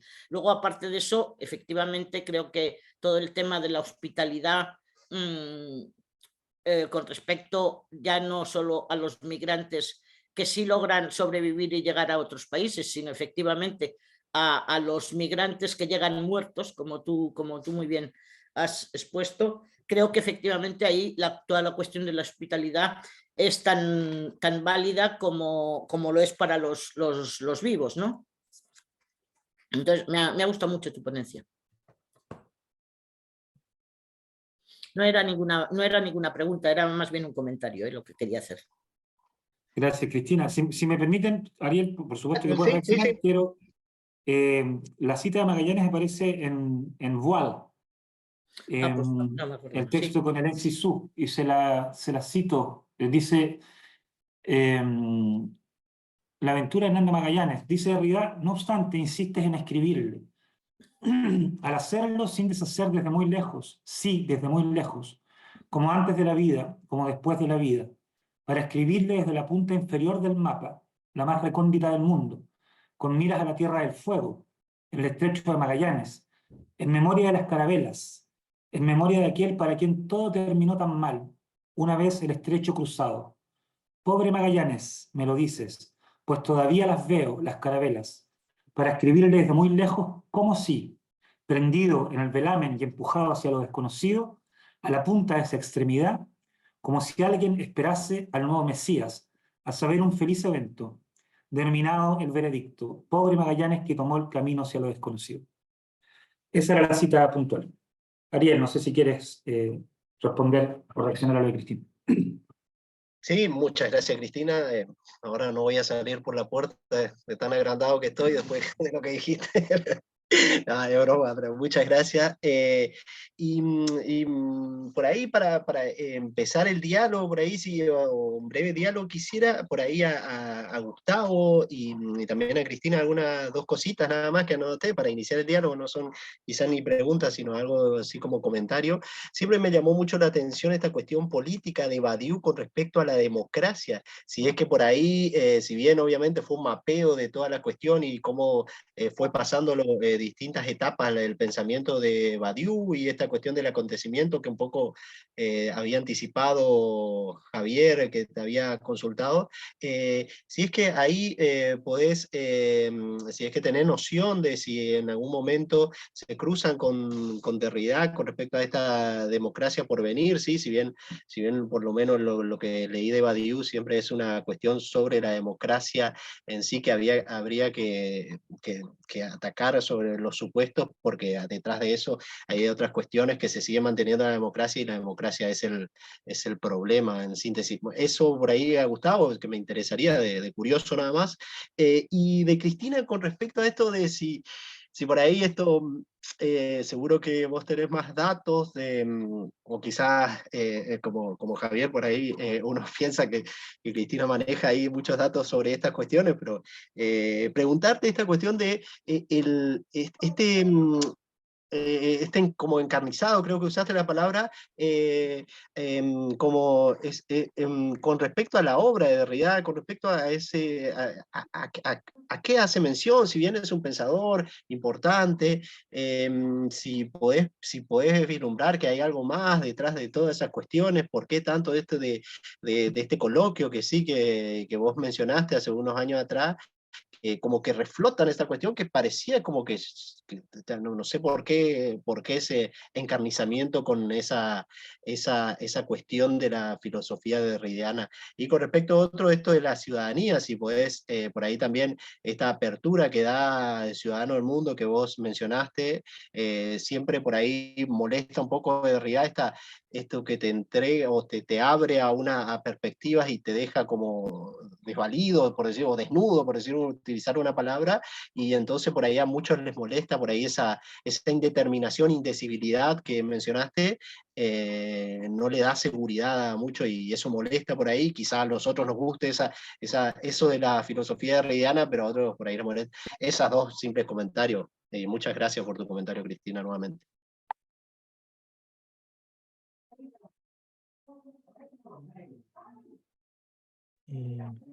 Bueno, puedo empezar. Gracias, Ariel. Pregunta, por tu interés. Voy a intentar contestar junto con una pregunta que surgió en el chat, hecha por Lucas Rafael Leiva. ¿Ya?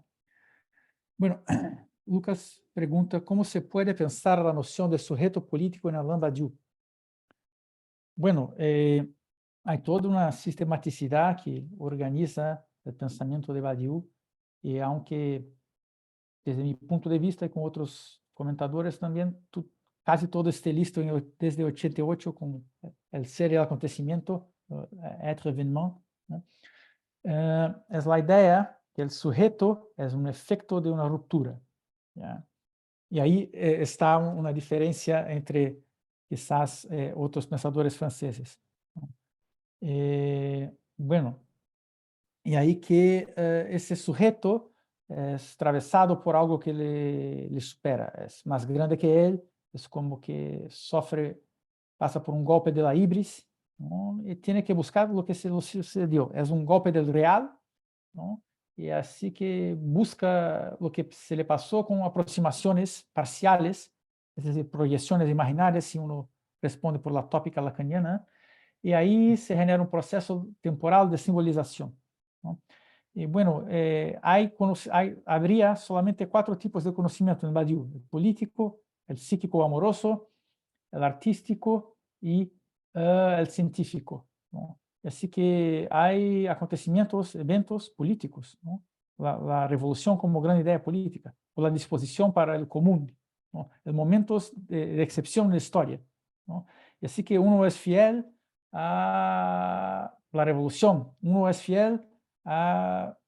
Y ahí quizás yendo más allá que Badiou, no sé si más allá, pero adaptando su lectura, ¿no? Uno es fiel a un proceso democrático que puede llevar a alguien como Allende o Lula al poder, guardadas las debidas proporciones, por supuesto. Pero hay procesos de fidelidad, ¿no? Y por eso, bueno, en jovencito Badiou escribió un libro en 76 como que los momentos, las invariantes del comunismo, ¿no? Y ya en 2007 escribió sobre la hipótesis comunista. Eso serían las figuras políticas de la parte de los sin parte, ¿no?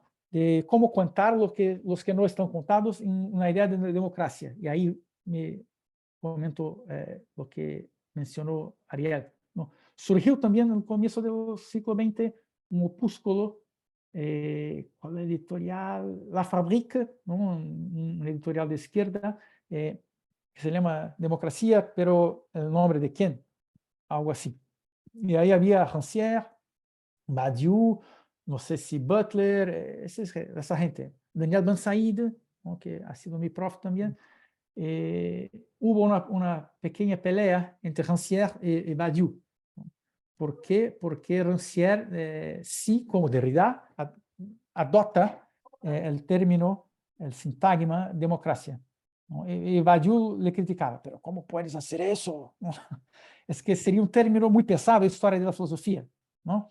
Sujeto es pesado, hay historicidades, ¿no? Hay capas, ¿no? Por ejemplo, Deleuze prefiere mencionar intempestivo que utopía. Utopía sería pesado, ¿no? Intempestivo sería una nueva forma de pensar la utopía. Pero para Rancière, y quizás para Derrida, no sé, hay el poder del demos, ¿no? El demos que es fiel a sus muertos, ¿no? Que publiciza la muerte, eso me encantó de tu habla, ¿no? Porque si hay un doble duelo, ¿no? Hay que politizarlo, ¿no? Eso lo encontré muy bueno, ¿no? Un desarrollo contemporáneo de Antígona, ¿no? Por así decirlo, ¿no? Bueno, en esos términos, la política, bueno, si hay una totalidad, si hay una conformación de fuerzas, esa fuerza forzosamente no cuenta a todos. Y así que, bueno, si hay un porvenir, si hay una ética en Badiou, sería una ética del acontecimiento, ¿no? Una ética que se genera con agrupaciones, con formaciones, y ahí sería una abertura, ¿no? Aunque Badiou no sea propiamente un filósofo del tiempo, porque él dice que no existe trascendentalmente el tiempo, pero sí hay una fidelidad, ¿no? Uno tiene que estar disponible a los acontecimientos. Si uno no se trata del voluntarismo, yo voy a hacer lo que quiero, eso sería una filosofía del sujeto, ¿no? Del sujeto que domina, ¿no? Pero hay que estar disponible. De cierta manera hay una abertura a ese porvenir, ¿no? Pero a él no le gusta el término democracia, porque lo ve como algo cargado, ¿no? Pero sí hay una idea del comunismo, una hipótesis comunista, ¿no?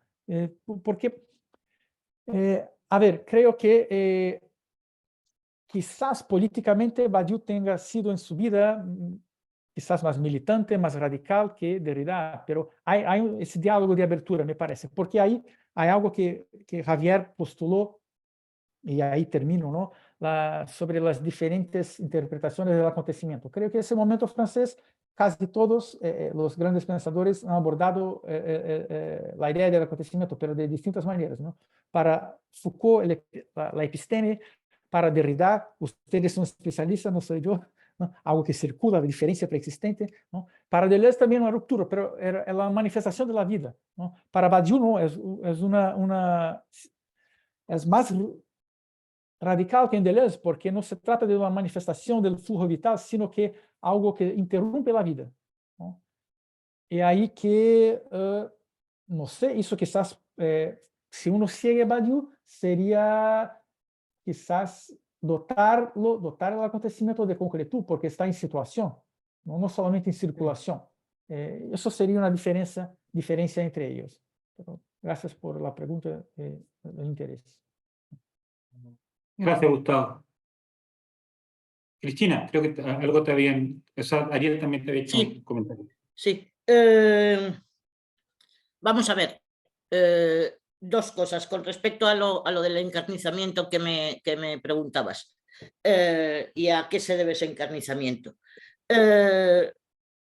Yo he citado, bueno, como tú sabes, hay muchísimos más ataques a Derrida, pero son más anteriores, entonces yo me quería ceñir a cosas más actuales para mostrar precisamente que Derrida sigue estando presente en el panorama, tanto por sus reflexiones políticas como en el panorama, digamos, filosófico, social actual. Entonces me he ceñido a las dos últimas ataques que yo conozca, por lo menos, contra Derrida de los últimos tiempos. Concretamente, el del coloquio que he citado de Après la déconstruction, yo no he leído las ponencias, con lo cual no puedo realmente hablar más que he leído lo que he leído en los periódicos, entonces sé a rasgos generales eso, que era una cosa contra el wokismo, como atentado hacia la democracia y los valores de Occidente, etcétera, etcétera, y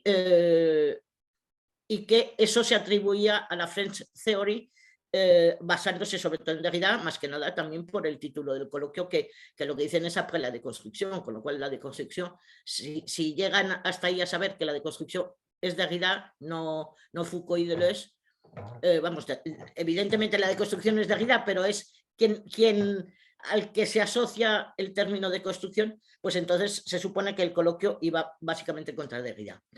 Y lo único que yo he hecho es, bueno, pues eso, decir que la deconstrucción no es una destrucción y por lo tanto no precisa una reconstrucción, como parece que dicen en el título del coloquio, y luego pues eso, que si realmente lo que piensan es que el wokismo es un atentado contra la democracia y Derrida habla de que sin democracia no hay deconstrucción, y no hay deconstrucción sin democracia, pues tampoco saben muy bien de qué está hablando Derrida. Más no puedo decir sobre ese coloquio porque, insisto, no me sentí capaz de seguirlo de ninguna manera, las ponencias. Era demasiado para mí. Sí escuché luego el que hubo en respuesta un año después, pero bueno, ese evidentemente no se metía con nadie. Lo que sí conozco mucho más es, en cambio, porque sí lo he estudiado a fondo, incluso con Michel Lys hemos escrito alguna cosa a raíz de eso, es el ataque que a raíz de la publicación de los cuadernos negros de Heidegger emprendieron los Fay, el padre y el hijo, y Gastier, y otros cuantos más. Yo he citado, digamos así, como a los más representativos, que ya venían arrastrando el encarnizamiento hacia Derrida, pero ahí ya explotó. Y bueno, pues ahí es que si me pongo a decirte todo lo que dijeron, no terminaríamos. Entonces, pero bueno, que es eso, por persona interpuesta, una vez más, atacar a Derrida. Por persona interpuesta de Heidegger se ha atacado a Derrida 1000 veces. Y es siempre pues lo mismo, que Derrida en el fondo, fíjate, siendo judío, y cómo puede seguir a Heidegger, cómo puede seguir a ese nazi que era Heidegger. Bueno, ese tipo de reflexiones, ¿no? Y luego, pues evidentemente metiéndose con muchas más cosas. Entonces, volviendo un poco a la pregunta que tú hacías más global, que era, ¿a qué responden esos encarnizamientos? Pues yo creo, y conecto eso con lo que hablabas de la ciudadanía también, del tema de la ciudadanía, de esa ciudadanía universal, digamos, de alguna manera que propone Derrida, esa nueva internacional, sin partidos, sin organizaciones, en fin. Pues yo creo que lo que les da miedo, lo que pasa es que tienen miedo de Derrida, toda esta gente. Tienen miedo, pues tanto a nivel filosófico como a nivel político, por supuesto. O sea, yo creo que les da miedo pues que Derrida pone en tela de juicio toda una serie de cosas, como he dicho en la ponencia un poco, pues esas especies de verdades y principios que no se podían mover, esas... Y de alguna manera pone, pues eso, solicita, hace temblar en su totalidad, ¿no? Que no otra cosa que decir lo de solicitar en Derrida, pues un poco todo el edificio, tanto de la metafísica occidental como de muchas instituciones y de muchas problemáticas políticas que parece que se dan por sentado. Como es pues el de la mundialización o el de la democracia, precisamente. Y la democracia efectivamente tiene una carga muy, muy grande, como decía Gustavo, pero por eso mismo quizá no hay simplemente que dejarla de lado, sino hacer pues una especie de labor de paleonimia, como hace Derrida con muchos otros términos, como es escritura, como es muchos otros términos a nivel más, digamos, más estrictamente filosófico. Y entonces Derrida de lo que habla es eso, de una democracia por venir, que no es una democracia presente, que nunca será una democracia presente, precisamente porque siempre es perfectible, y porque si hablamos, pues lo que he dicho antes, que si hablamos de que la democracia está implantada y hablamos de democracia como algo presente, pues en el fondo, si de verdad vemos todas las... todo lo que rodea la democracia y todo sobre lo que está sentado la democracia, pues se puede poner muy en entredicho. Eso es lo que te podría contestar. No sé si te vale o no te vale, pero eso es lo que se me ocurre. Gracias, Cristina. Ariel, ¿querías decir algo? No, solo levantaba la mano sin... No, perfecto. Muchas gracias, Cristina. Lorena, Lorena tiene la mano adelante. Pero parece que había alguien que estaba antes que yo, ¿no? Había estado Felipe, pero se había lanzado una pregunta sobre en qué dónde se podía encontrar el pensamiento o la escritura de Camus y de Derrida. No. Martina, Ahora que estaba Martina. antes que Ahora ella, veo estaba Martina. antes que yo. Sí. No sé si Martina primero, parece que estaba antes que yo. ¿o no? ¿No importa? Bueno, no, yo voy a aventurar algo en realidad, así como bien patuamente, porque no sé si lo que voy a elaborar va a ser una pregunta o una aventura conceptual, a propósito de los conceptos, un poco como recogiendo y reuniendo las tres ponencias, como bajo más o menos pensando las tres cosas y cómo se podrían unir, y por eso es una pregunta abierta para cualquiera de los tres.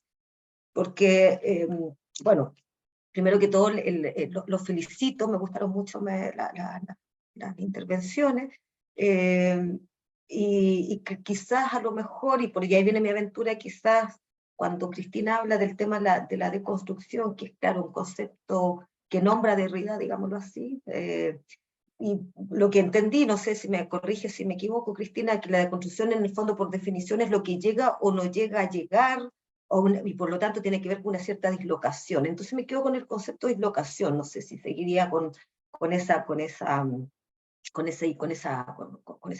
idea. Entonces, claro, ¿de qué manera, por ejemplo, se podría pensar el acontecimiento que trabaja Gustavo a propósito, que el acontecimiento es algo como que una irrupción, y por lo tanto, y tal como él lo dice, está en el orden de lo real lacaniano, se podría pensar, ¿ya? Y lo real lacaniano tiene que ver con aquello imposible que no logra significarse porque no logra la simbolización. Entonces también está en el orden del goce, si siguiendo el psicoanálisis, por lo tanto, si está en el orden de lo imposible, está en el orden de lo extraño, y ese orden de lo extraño y lo imposible tiene que ver casi como la imposibilidad de hacer un duelo por la imposibilidad de llegar a ese acontecimiento. Entonces no sé cómo, por eso estoy haciendo un juego, ¿ya? Como poder pensar si la filosofía de Badiou, como dice Gustavo, es irrupción.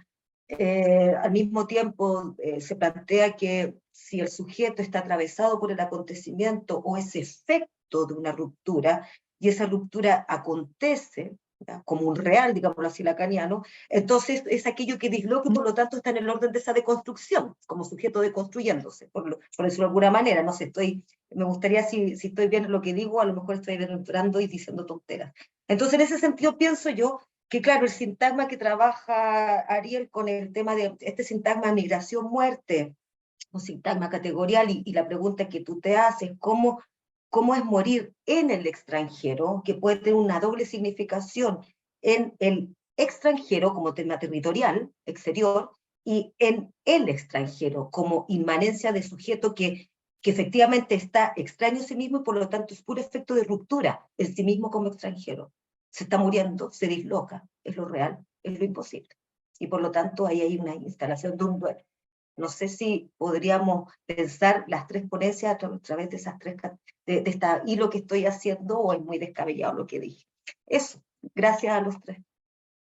Muchas gracias, Lorena. Quizás podríamos sumar al mismo tiempo la pregunta de Martina, como última pregunta, la de Lorena y la de Martina, para hacer un cierre, ¿no? Martina, por favor. Sí, buenos días. Mira, en respecto al último tema sobre la migración y el duelo, tal parece que cuando uno piensa en la filosofía desde un punto de vista tal vez objetivo, pensaría que la filosofía no tiene relación con la vida cotidiana. Pero a mí me gustó mucho ese tema del duelo, ¿no? Atravesado por esta subjetividad de la filosofía francesa. Aquí en la Ciudad de México hay un museo que se llama Museo de Memoria y Tolerancia, y ya habla mucho sobre desapariciones forzadas, sobre este duelo que no se procesa porque no encuentras el cuerpo y no tienes así una escena física para llorar o para desarrollar ese duelo, ¿no?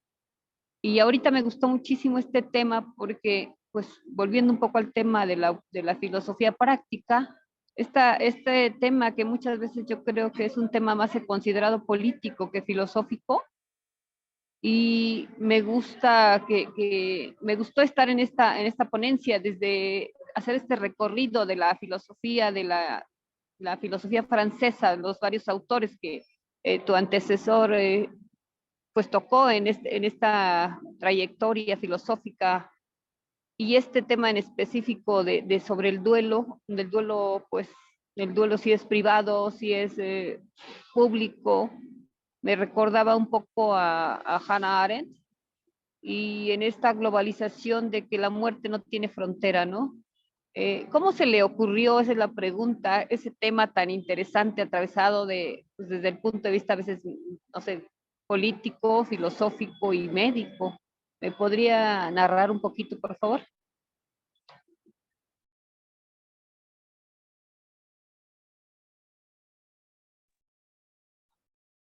Bien, Martina, muchas gracias por tus palabras. ¿De dónde surgió el interés? Bueno, primero desde la cuestión por ahí más teórica de acercamiento. Derrida es alguien que nació en Argelia, en Argel, y bueno, y tiene todo eso que un poco mencionaba Cristina ya un poco, que el judaísmo está atravesado por muchas por ahí negaciones, por decirlo de una manera, o muchas exclusiones, ¿sí? Entonces, son cosas que atraviesan sus textos, monolingüismo del otro, que ahora se me ocurre, pero no solamente eso, sino hay muchísimos textos donde están atravesados por la cuestión de esa marca que tiene en su filosofía, que la marca que personalmente él la vivió en carne propia, esto de estar siempre como al margen, en los límites. Eso es una cuestión biográfica que él después la pudo capitalizar en sus escritos filosóficos, que entonces está presente ahí, por un lado eso, ¿sí? Pero por el otro es esta cuestión de la vinculación que me llamaba la atención, que uno piensa que solamente en vida tenemos estos condicionamientos, estas determinaciones por parte de un Estado, pero aún así después de la muerte siguen permaneciendo esas determinaciones, estos condicionamientos que uno piensa que se terminan con la vida, no, siguen aún más allá de ella, ¿sí? Entonces por ahí es esto, ¿sí? Y sobre todo se agravaba en esto, o lo que por ahí me interesa desde hace un tiempo, ¿sí? Que vengo investigando esto, se agravaba con la cuestión del migrante, ¿sí? Morir en un lugar de extranjería, aunque se acceda a que se envíe el cuerpo al lugar natal de uno, ahí sigue manteniéndose esa diferenciación con respecto a el nativo, por decirlo de una manera, y al extranjero, ¿sí? Porque aún así se están concediendo determinados mecanismos para mantenerlo al otro como un extranjero, ¿sí? Aunque esos mecanismos, por ahí quizás uno pueda pensar que esto es exagerado, pero pueda pensar que esos mecanismos de concesión hospitalaria, de enviar el cuerpo, por ahí esos mecanismos de una cierta concesión hospitalaria no sean tales, sino sean la marcación de una extranjería que aún ni después de la muerte se puede abstener la persona, ¿sí? Entonces, eso siempre me interesó, sí, o no siempre, sino hace unos años, de cuando se muere, qué se hacen con los cuerpos, qué se hacen, y ahí citaba algunos textos, esto viene de una investigación más larga, pero citaba algunos, qué se hacen con los cuerpos de los que no reclama nadie en los hospitales, ¿sí? Se lo tienen acá en la Argentina, por lo menos, se lo tiene 48 horas, después se pasa una semana, y si nadie reclama, se tiene un procedimiento, ¿sí? Y eso era muy interesante porque esos cuerpos están al margen de la cuestión legal, y están al margen de toda una cuestión administrativa, burocrática, y solamente como eso trataba de mostrar las cuestiones paradójicas o aporéticas de que se lo intenta incluir, aunque sea como NN, para tratar de administrar esos restos, ¿sí? Entonces eso me parecía, a mí por lo menos me llama mucho la atención, y también el manejo de todo el duelo, ¿sí? Cuando no, como vos mencionabas, ¿sí? Cuando no se tienen lamentablemente tenemos muchos ejemplos a lo largo de todo el mundo, ¿sí? De estas cuestiones donde no se tienen los restos para velar, ¿sí? Que esto ya Gustavo decía Antígona, ¿sí? En el texto que se publica primeramente, la hospitalidad de Derrida, ahí ya hay una mención a esto de Antígona, ¿sí? Esto de no poder velar los restos y no saber dónde velar ni cuándo velar, es una cuestión de que también después en seminarios, ya en los últimos seminarios Derrida lo retoma, entonces donde esto sigue presente esta cuestión de una cierta necesidad de saber, ¿sí? De tener una cierta certeza sobre cuándo murió, dónde murió y dónde se velan, ¿sí? Y eso, por ahí viene un poco el interés de esta investigación y que esta ponencia es un pedazo de esa investigación, Martina. No sé si te respondí o no, por ahí un poco viene mi interés. No, sí, muchas gracias. Yo soy egresada de la carrera de Filosofía de la Universidad Autónoma de la Ciudad de México y estoy, bueno, pues metiéndome en otras cosas como la tanatología. Me llamó también mucho la atención porque tomé pues, un diplomado de tanatología y pues son temas así como que son muy actuales, efectivamente, sobre todo a raíz de la pandemia, donde hubo muchas muertes, muchos muertos no llorados, digámoslo así, ¿no? Entonces me gustó, gracias por invitarme, unos grandes personajes de ustedes, un placer conocerlos y estar aquí con ustedes.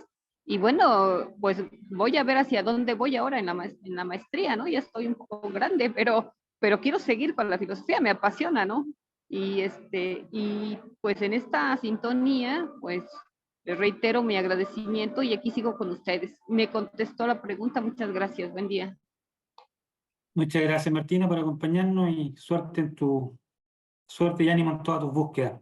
Bueno, quedó pendiente la pregunta de Lorena, que era abierta, el comentario y la pregunta. Para quien quiera responder, no sé, Gustavo, Sí. Cristina. Sí, María. sí, yo no sé exactamente si era una pregunta, o sea, comentar, pues sí, que efectivamente la deconstrucción es un término que en su momento emplea Derrida, que él de hecho no tiene ningún interés en, digamos, en que se le considere ni en considerarse a sí mismo el padre de la deconstrucción, ¿no?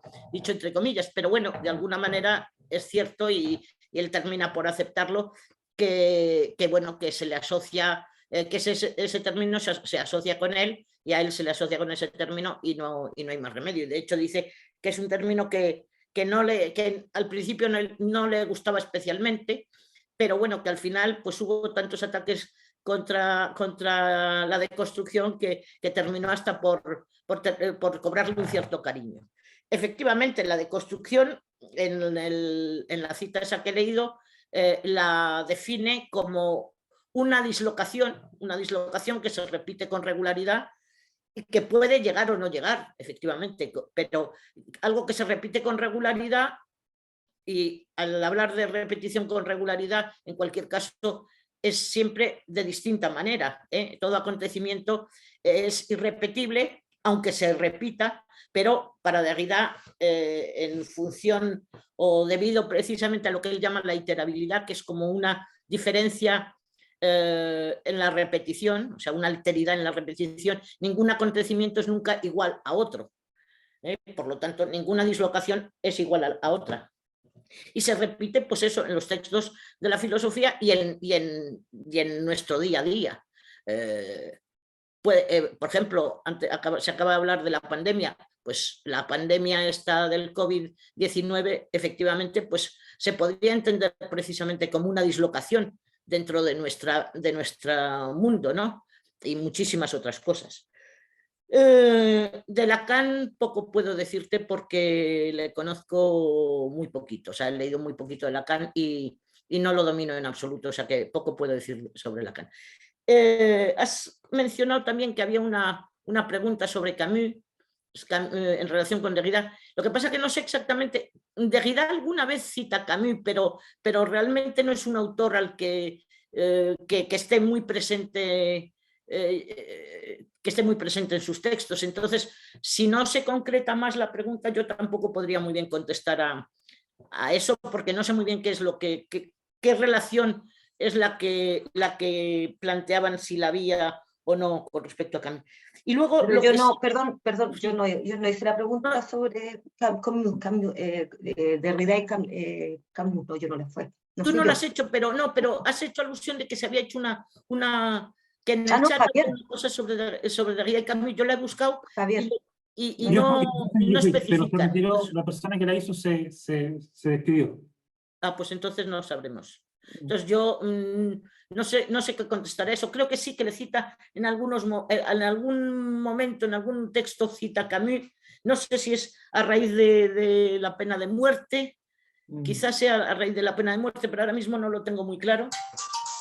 No lo tengo muy claro y eso. Y entonces lo único que quería era que me he estado acordando a posteriori de que, y es una cosa que le quería comentar a Ariel, que puede que te interese con respecto a tu ponencia. No es exactamente sobre migración, pero sí es un texto que hay en uno de los coloquios de Cerisy dedicados a Derrida, el Passage de Frontières, que es del año 92, me parece que es, un texto de Julián Santos, que es sobre el exilio de Antonio Machado, cuando Antonio Machado con un grupo de gente se exilia, o sea, abandona España para exiliarse a Francia a raíz de la Guerra Civil Española, y cómo muere nada más llegar a Francia. Y bueno, pues igual te puede interesar, ya te digo, no es exactamente las migraciones de las que tú hablabas, pero no deja de ser alguien que muere también en tierra extraña, ¿no? En tierra extranjera, y bueno, pues no deja de ser un exiliado. Entonces, por si te puede interesar, pues que sepas que existe ese texto y que está muy bien. Y yo no tengo mucho más que añadir. Solamente agradecerte, Cristina, lo voy a rastrear al texto, sí, lo tengo al libro, así que voy a... Tienes el libro. No me acuerdo cómo es el título, pero bueno, es de Julián Santos, en cualquier caso, o sea que lo vas a encontrar fácilmente. No lo leí, pero lo voy a rastrear. Muchas gracias. Bueno, creo que vamos Bueno, cerrando. Javier, por sí, favor.